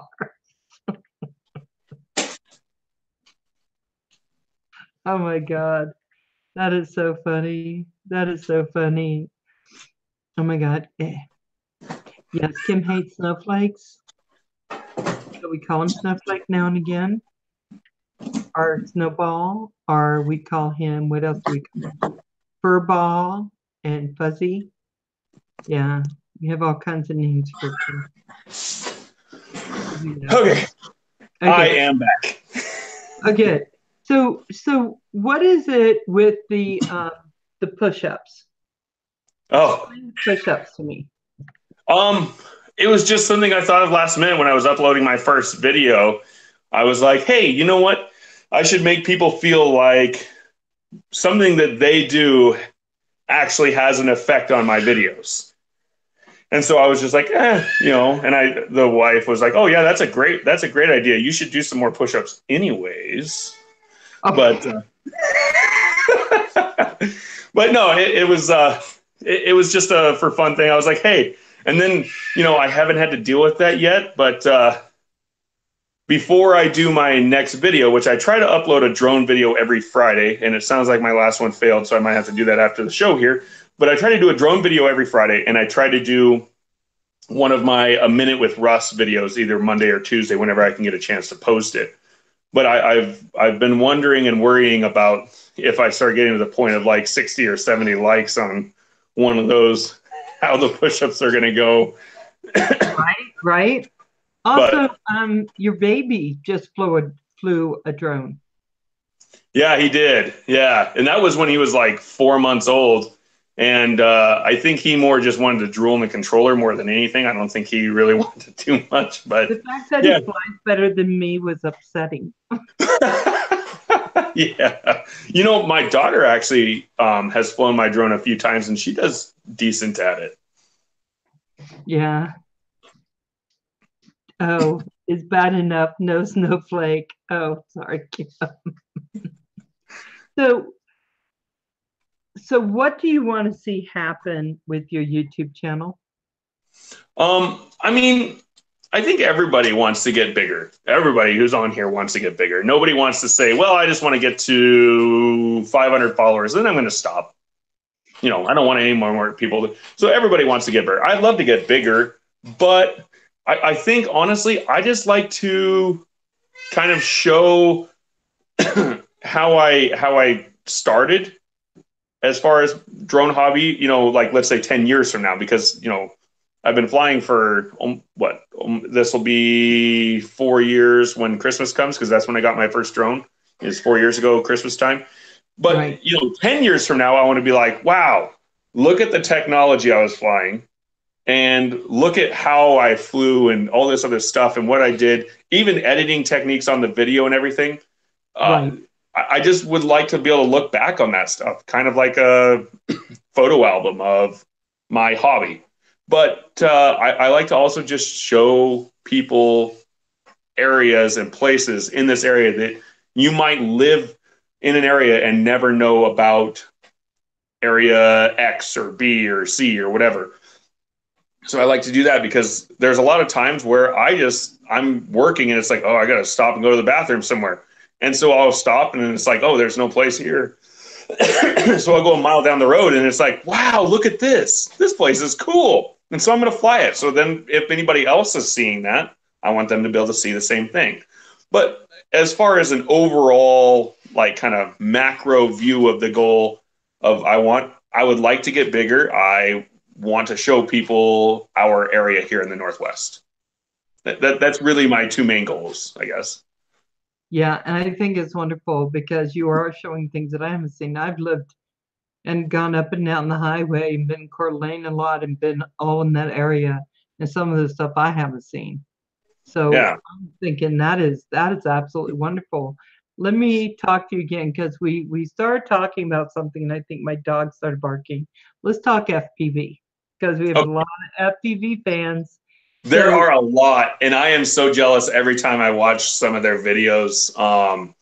I mean, a lot of these guys in here, I'm looking at, and it's just like, oh, yes, your drone and your drone and your drone. You know, kind of like doing like the opposite of Oprah. It's like, and you help me fly an FPV, and you help me fly FPV, and I will be asking questions of a bunch of you guys eventually when I get one, because I might just do the same thing I did with my first drone overall, which is just fly it in the neighbor's roof.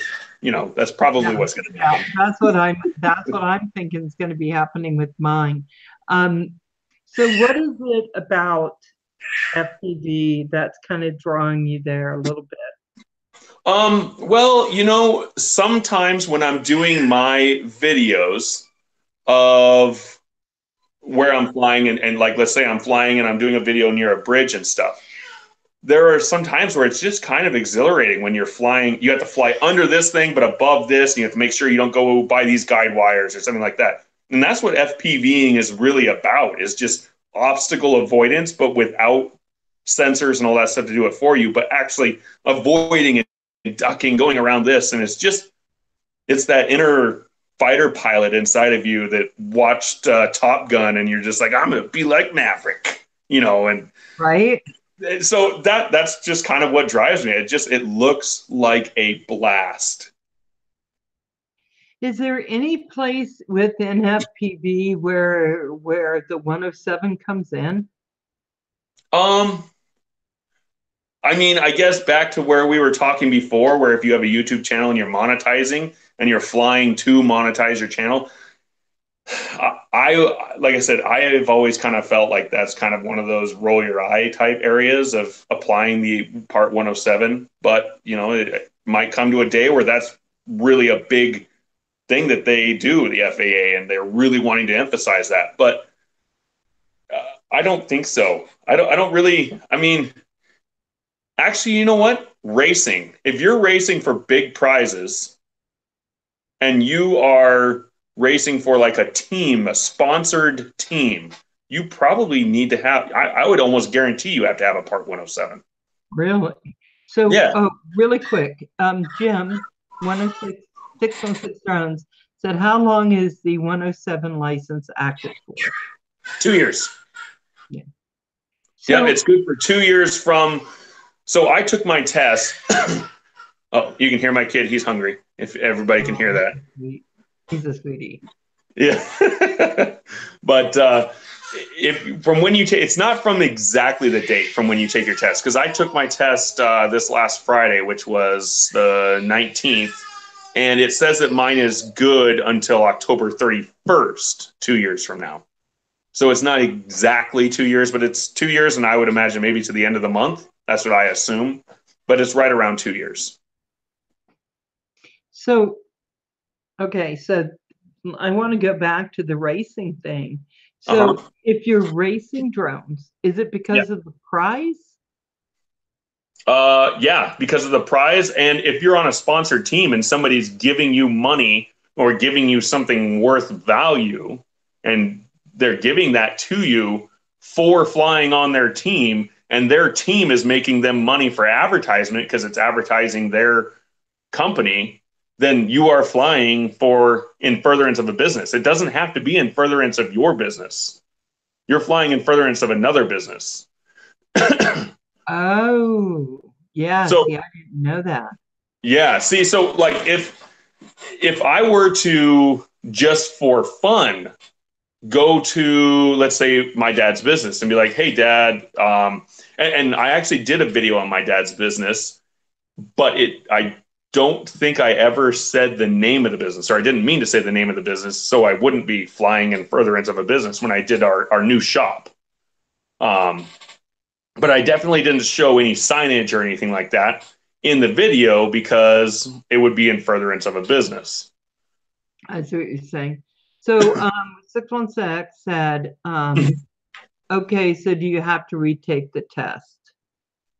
How soon do I have to?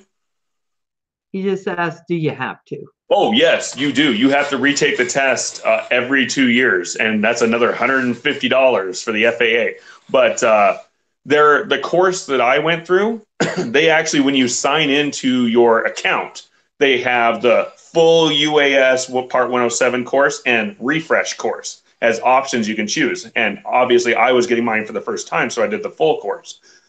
Excuse me. But then there's the retest, the refresh course that is a little bit different. It's made for people who have a knowledge of most everything that you need, but they want to catch up on what's new or the parts that people usually forget over time.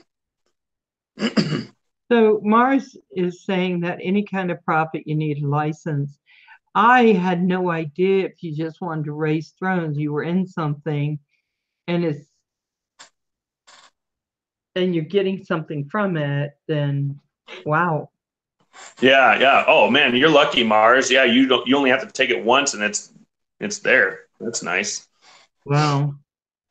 Let's see. I want to do restate or make money. You need a permit, I think here.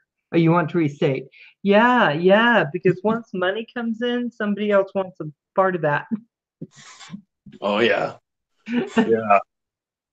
Yeah, I mean, the IRS wants their part and FAA wants their part. And so you have to make sure you're giving him that part, aren't you? Oh my gosh. I didn't realize really how involved it was going to be for you, but it certainly is. Yeah, and I've always dealt with, taxes and stuff. I mean, my dad started teaching me stuff about taxes when I was 10 and 11 years old. Very basic stuff, but I've always kind of had an understanding. I've always done my own taxes on paper. Yeah, yeah. Just because I like to not just fill out this answer, and so therefore they're going to tell me that I get this. I like to know why I'm getting it and do it myself.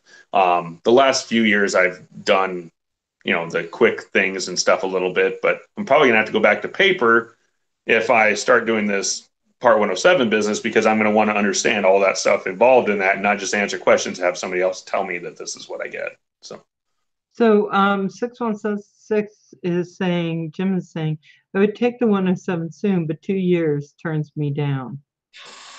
Yeah, I know the 2 years thing. I would like it to be like how I feel about driver's licenses, where you can renew your license for, a certain amount of time, but let's say every 15 years, you have to retest. I Right. think it should be something like that. Like you renew your license every 2 years. That's fine. But you probably don't need to retest until every 8 or 10 or whatever. That's And I think not only do my personal opinion, because I don't know, I would think that you would want to do it because the changing laws, this is so new. But yeah, I think every 5 years would be good. every 5 years would be good. And the thing is if the laws are changed, part of your 107 license is that you have to keep up to date with laws and restrictions and all this. That's part of your license, just like driver's licenses. If in my state they decide to change something that you can't pass somebody on a Tuesday or something like that or whatever, then you own a license, you have to understand that rule. It's not, like, oh, well, I took my test a year and a half ago, so I only have to follow a year and a half ago. So, yeah, I think every 5 years would be great. So, Twerky, what is 3,000 AUD? Australian dollars? Yep. Okay, hold on. Siri, how much is 3,000 AUD in American dollars? It put HUT. Here's what I said. You don't know anything. You're making me mad. Darn you, Siri. Okay, it is almost 2 a.m. here. I now got coffee and some cheese and crackers. Was better than going out in the cold to local McDonald's. I love cheese and crackers, RC2. That's really good. Mm-hmm. Yeah, he has a good thing. Yeah, Yeah. by the time you get to the McDonald's is one of those places that you always, if you see somebody that there, you're like, oh yeah, I'm I'm here just to look at the menu, not choose anything, but I'm here to look at the menu. I'm watching, myself for this kind of diet, and they're like, oh yeah, me too, me too, yeah, yeah. I know. I pull into McDonald's and I just sit there and I pull in and they'll go, what do you want? And I'll tell them and then I'll go, oh, but make that a Diet Coke because I like to stay healthy. Yeah. I'm watching my weight. Just send me the Big Mac. Yes, but I forget which comedian it is that he's like, let's all face it. He's like, if you don't like McDonald's fries, you're not alive. Oh yeah. Oh yeah. So the trick to making the fries hot is you go in and you say, I would like a large order of fries, fresh fries, please. And then they'll drop them right then. When I was 16, I worked at McDonald's. I could still probably make half the burgers in that restaurant. You could, because I don't think they change them. Hey, NetDragon, I don't think they ever change the hamburgers. No, not a lot of them. But I will tell you that my grandson was so embarrassed because I told him I'd like those fresh, please. He's like, oh, Misma, I can't believe you did that. He was like, what, 8? And I said, well, you want your fries fresh, right? He said, oh, don't do it. Don't do it, Misma. We get up there, they give him fresh fries, and now he's like, he's 12 now. Make sure you tell him fresh fries. Yeah, yeah. I think it's just because everybody's watched those movies like, what is that movie, Waiting or whatever, where it's like, and I want that fresh. And he's like, oh,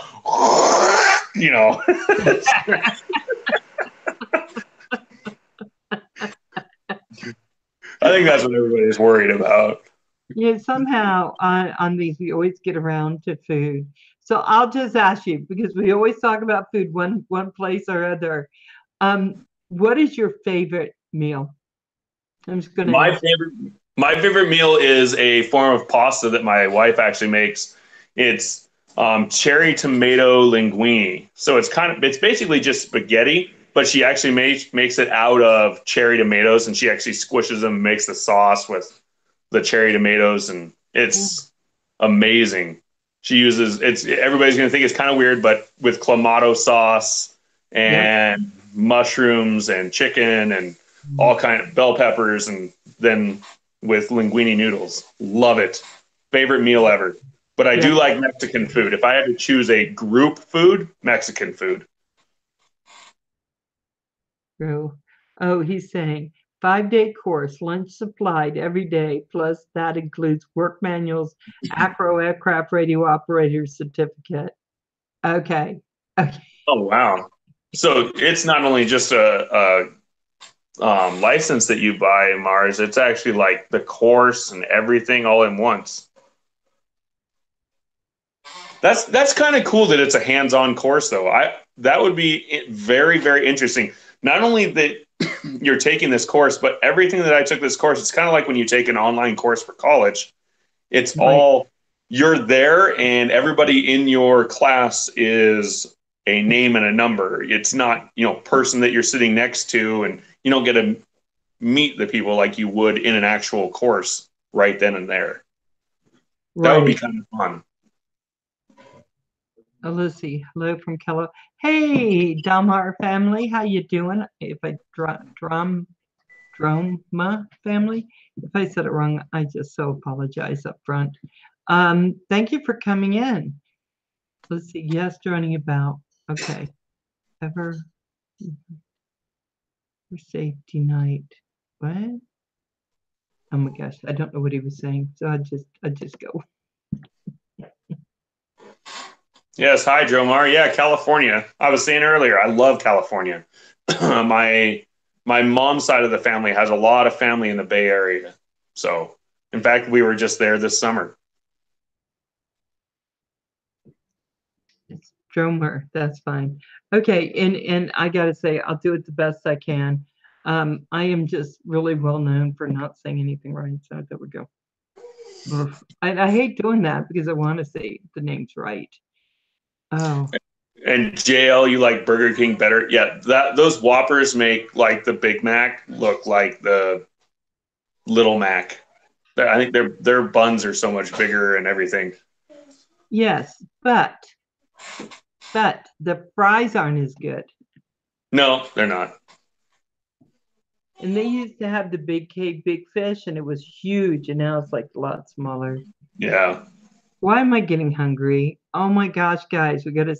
I am just gonna start shaking here, wanting to go eat hamburger again. I don't eat anymore. Hamburgers. Oh my god. Well, I brought a snack, so if I start eating paper, you guys, just start yelling at me or whatever. No.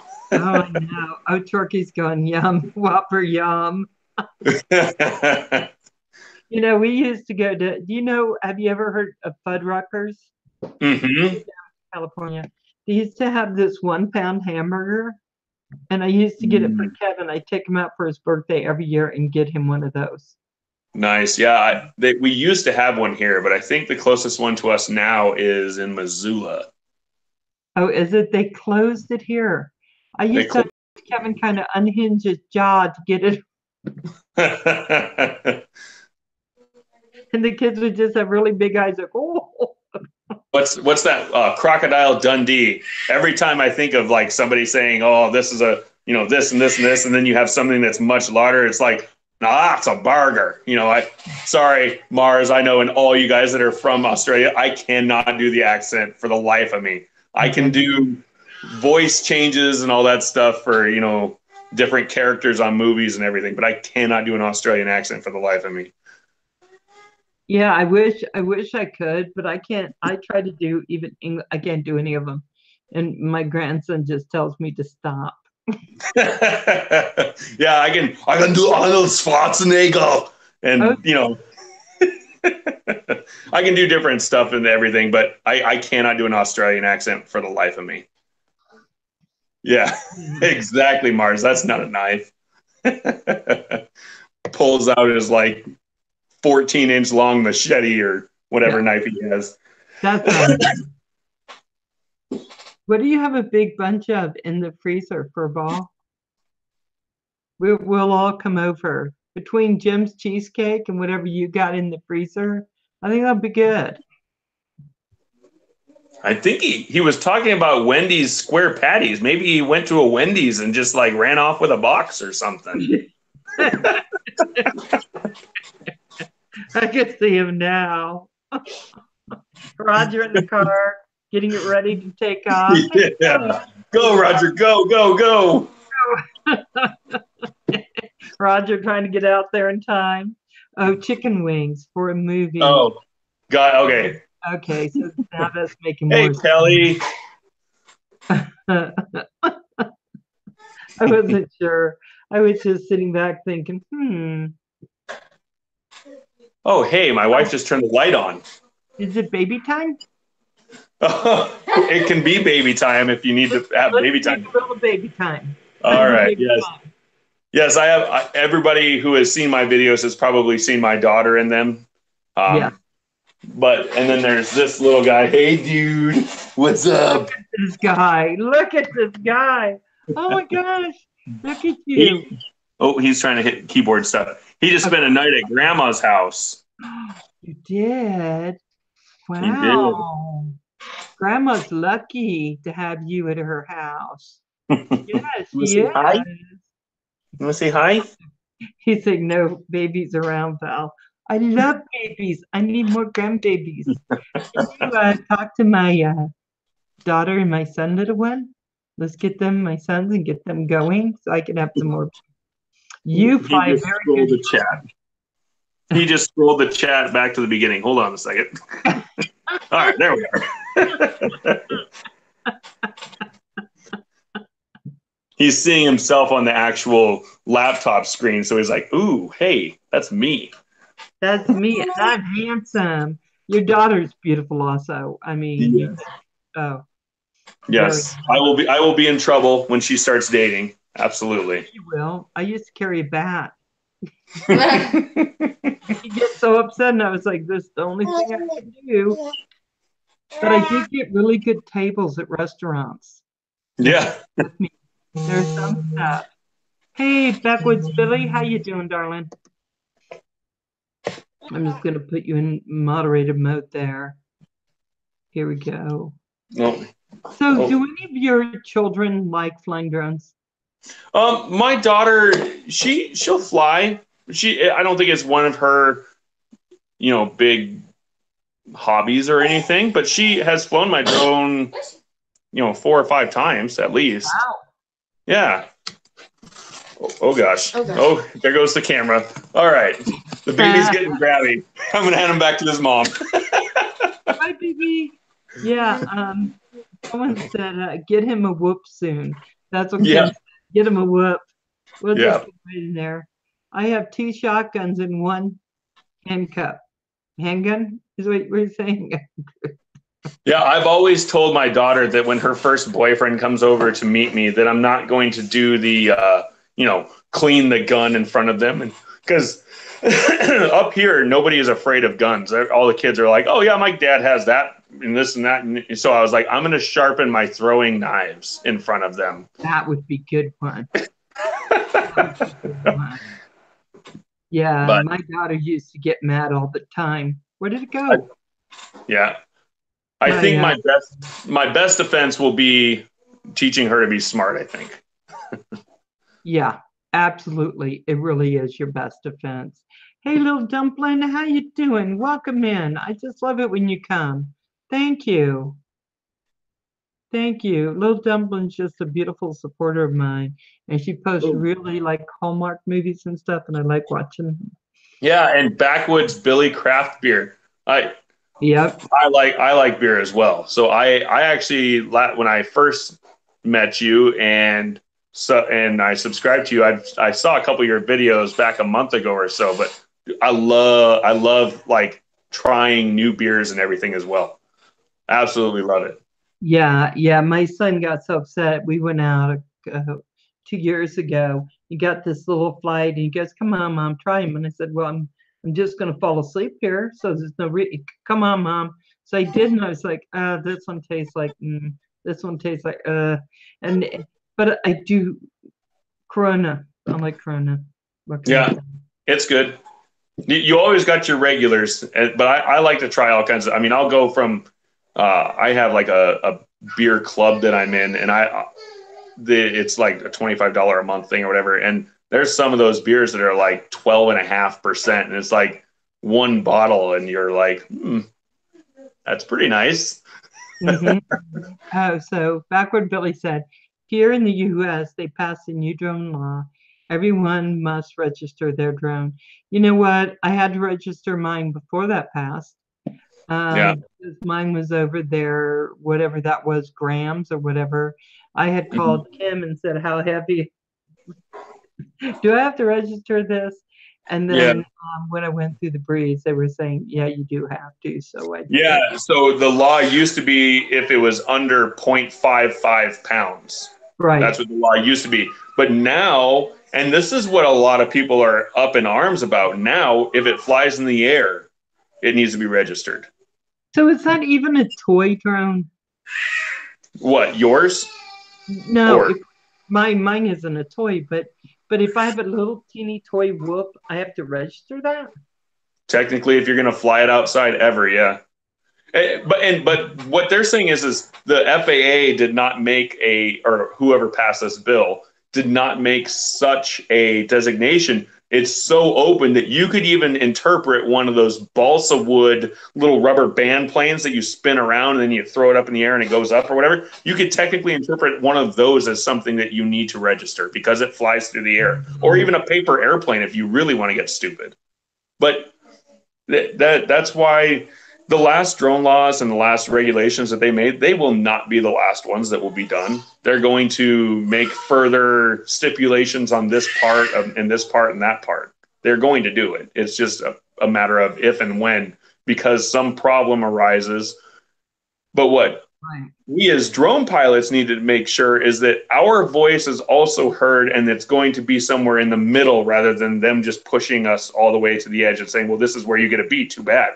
We need to be able to push back and say, hey, we have rights as well as not just your regulations. Let's meet in the middle and make it not ridiculous. Right. Because we both know the pendulum swings, right? And we Yep. can have tons of laws or we can have no laws. And it's always in the middle. Just keep people safe.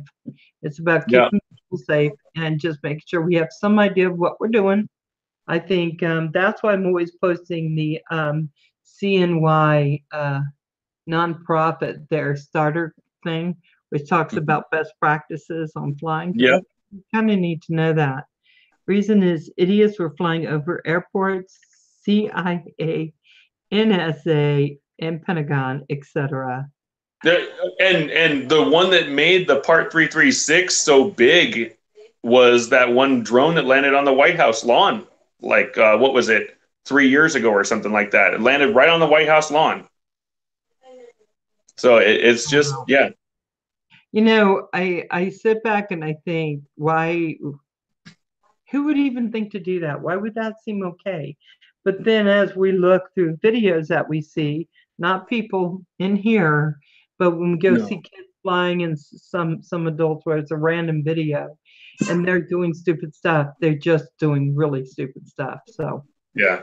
I think of everybody in the Canadian Drone Hub that I've watched videos, I don't think I've seen one person do something stupid, like really, really stupid on purpose. There's been some things that have happened to some of us that it's like, you can't control that happening.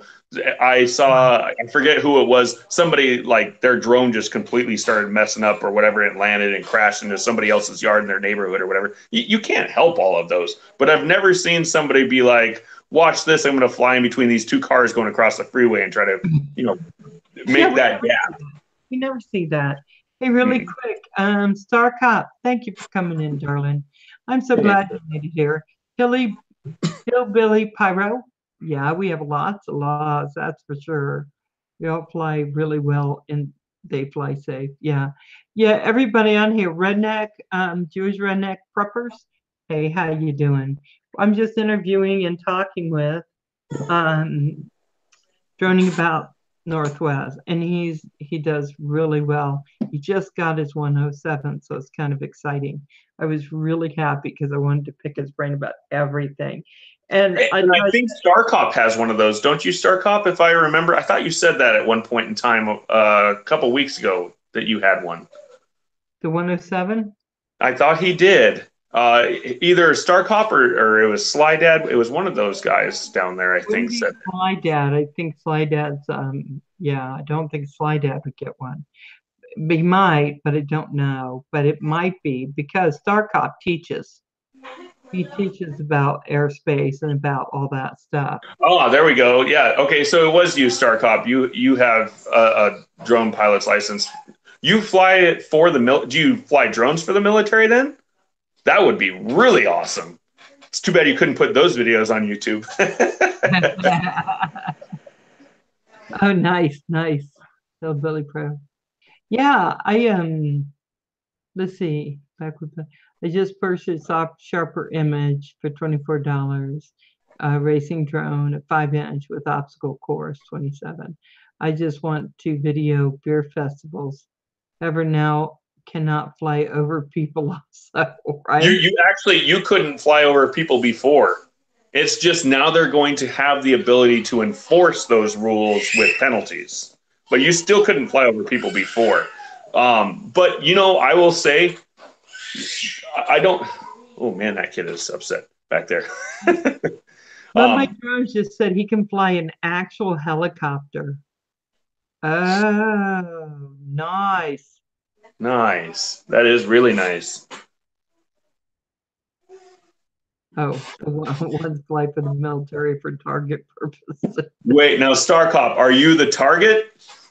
Because that would be kind of cool. It'd just be like, yeah, I'll sit right here and then pull back right at the end. Oh, oops. Friend, StarCop, friend. If you were a real pro, you would have hit it anyways.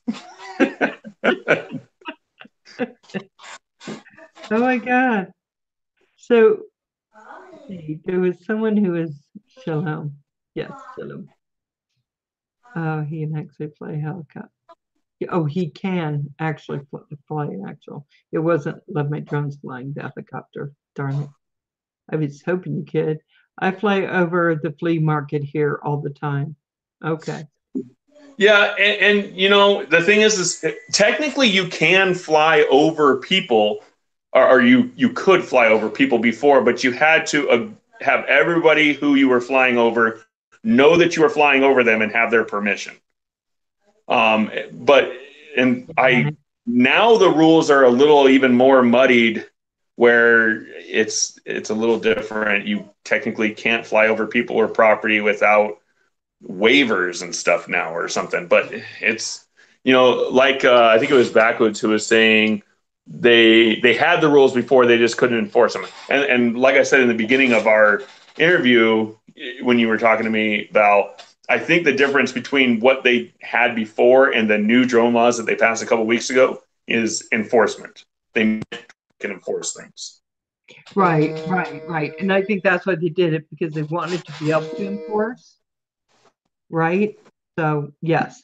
And now they can, and it can hit us monetarily, where before they just say don't do it. But this is one thing I've noticed, though. A lot of times the people who are going to enforce it don't really know the law. That was also, like I said, one of the reasons of having my Part 107E is validity. It gives you validity of, hey, I understand the laws, and here is my license that I had to actually go out and take a course and go pass a test for and everything to get this law, so I know what's going on. It just gives you a little bit more validity with things, whereas just flying your drone, you can say, hey, well, I know this and this and this law, and they're like, okay, punk, shut it down, or whatever. But yeah, before was guidelines and now be law. Yeah. Yeah, no. So, Go ahead. I was going to say the Starkov's talking about the Warthog. That's actually the plane that my dad worked on when he was in the military. When I lived in Arizona, was the A-10 Warthog. He worked on their engines, and in fact, in the first Gulf War, he was deployed over to a base in Italy that was rebuilding their engines because they couldn't rebuild the engines in Kuwait and stuff because the sand would mess up so many things with the engines while they're rebuilding them. yeah, Hillbilly Pyro. I think everyone likes the freedom to do what they want. I think that unfortunately, some people do the wrong things, and then that ends up hurting us and hurting all of us as a group, right? Because they don't see it as an individual action that happened. They see it as if everybody has the opportunity to do that. And so it can get kind of bad. So now they have the right to enforce the law. The 107 makes it so you have to be very careful and follow the law, right? Yeah, But because you not only get your drone taken away and you would get the fine, the same fine that a hobbyist would get, you're supposed to know better. So you might get less slack, as well as you get your license that you paid hundreds of dollars to go get, and possibly could mean thousands of dollars of livelihood, because if you're getting your 107 and you're doing real estate jobs and all this stuff, and you get your Part 107 license taken away, you can't do those jobs anymore legally. So you might lose customers, clients, money, and everything that way as well. So it means even more to a Part 107 to not, because you literally get your license away and then you get it suspended for usually, I think it's at least 1 year if you get an infraction. okay, Hillbilly Pro, they're stupid in everything. In the pyro world, it gets you killed. Hey, that's the truth. That's the truth, right? It really does. Like I said, the laws are made because, the way I like to say it is, the laws are made because of those people that have an aluminum can for a brain. It's enforced on everybody, but it's made because of those aluminum can brain people. Yeah, it is. The original one was 400 pages. Yeah, it's 1,200 pages now, but the law part that pertains to us is less. Being a commercial driver, they get double the points for tickets, right? Right? Yeah, it really is. You have a whole lot more that I don't think you get double the points or what. Man, if they went to a point system for infractions on drones and stuff, but you're definitely held more accountable. Right, right. Yeah, I think it's kind of cool to be able to get the 107 and to be able to do some of those things. And I think we're gonna have to wait and watch how everything shakes out. And I say that because I worked for government for like 14 years, and they're never usually clear on what they're doing. No, not until it's too late and you're, being told this is what the rule is and this is how I interpreted it. But it's a shame the laws have to be there. But at the same time, a lot of these rules and a lot of the laws make sense. I mean, the flying over people, they don't make that rule because of the one person who's flying around a park and somebody happens to walk under their drone while they're flying safely. They make that rule because there's the people who are at a New Year's party or 4th of July. That's a real typical example. There's a huge beach full of people watching fireworks over water, and there's some person flying their drone over a huge beach with thousands and thousands of people underneath them. And if that drone fails, there's a 0% chance it doesn't hit anybody. Those people are shoulder to shoulder. That's the people who they make the rules for, but they have to make them in a way that it covers everybody. So you flying your drone in the park have to follow the same rule because that idiot flew his drone over 10,000 people on a beach. Right, right. And I have to say something though, because I think flying over people, you have to be very careful how you do it anyway. Because how many drones have we seen people go up and that drone just falls out of the sky? Yeah. Now that's not something that happens a lot, but it does happen. It does. You have to have a bullhorn and say 4. It's coming down. Yeah. Oh, golf balls hurt, by the way. I had my friend hit me in the leg with one. Yeah, they do. It may have been beer golf at the time, but but it still hurt. But yeah, I mean that the example that I used, that one person in the park. If your drone were to fail and hit that person, I mean, you are probably gonna hurt somebody. But again, the chances of that happening compared to that drone that's flying over 10,000 people, the probability is very small compared to a large probability. And usually, if that person is making the sound judgment to fly over 10,000 people, they're also not making sound judgment in anything other than drinking water out of a straw, probably. Hillbilly Pyro, I think it probably would give people an attack. Let's see. It says Plummet says I will never fly over people except for night train. Be that guy. Oh my God, Plummet, you're so bad. You know what? I will say this, Night Train. You have a true fan right there. That is a true fan. He loves you enough to put you in harm's way. Yeah, it's so funny because these guys are just awesome flyers, FPV flyers. All of them are. They're just, it's wonderful. And I love the drone community because I love all that aerial, which is gorgeous, just absolutely gorgeous. And then I like the acro and the FPV. And I think it's just wonderful. Oh, look, can I trade LOL? Yeah. And not only that, but I enjoyed Kim's video a couple days ago of him just like going up in the air, and every time that drone moves, Roxy was just like let me have it, let me at it. I told her, I said, you gotta give Roxy a snack. She's saying, you don't give me a snack, I'm eating your drone. Let's see how you feel about that, big boy. Let's see how you feel about cleaning props out of the backyard. Oh my God, brat dog. Yeah, she is a brat, but she's a sweet brat, isn't she? She's such a sweet girly. Oh my gosh.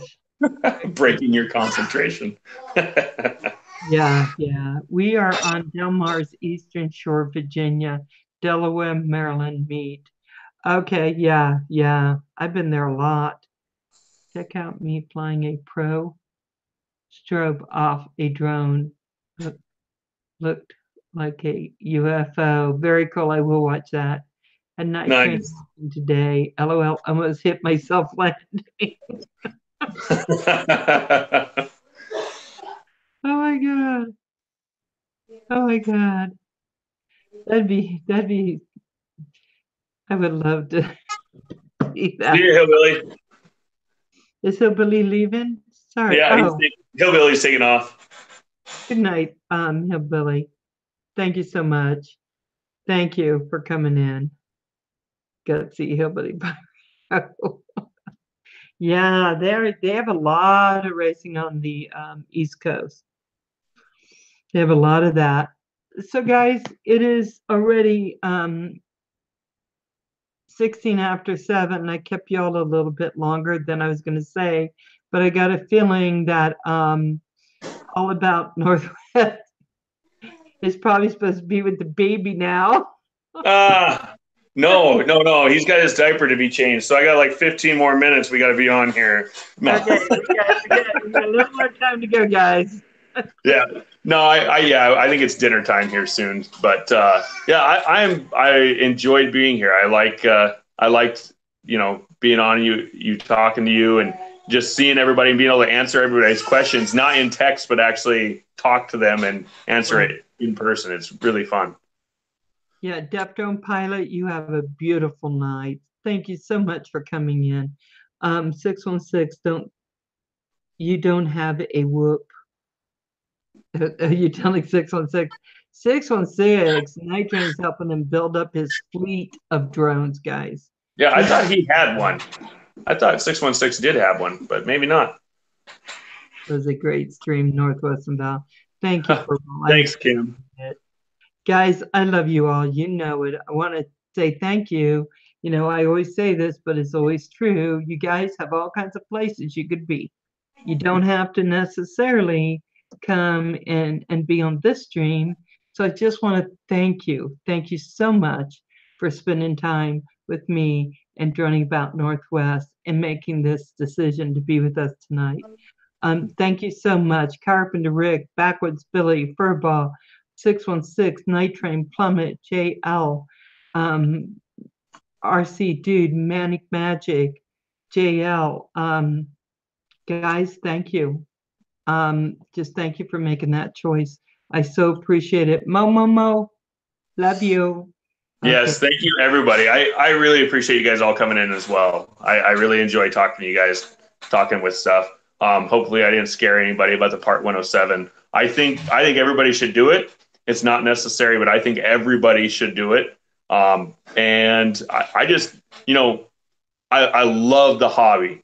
So I think the main thing that I just like seeing is how safe all you guys are with your drones and how much you guys enjoy it. Because as long as there's people who enjoy it and there's people who are safe, they're going to find some kind of room for us to continue flying. I think so too. Jim, good night. Hey, good night, everyone. Love you all. Talk to you soon.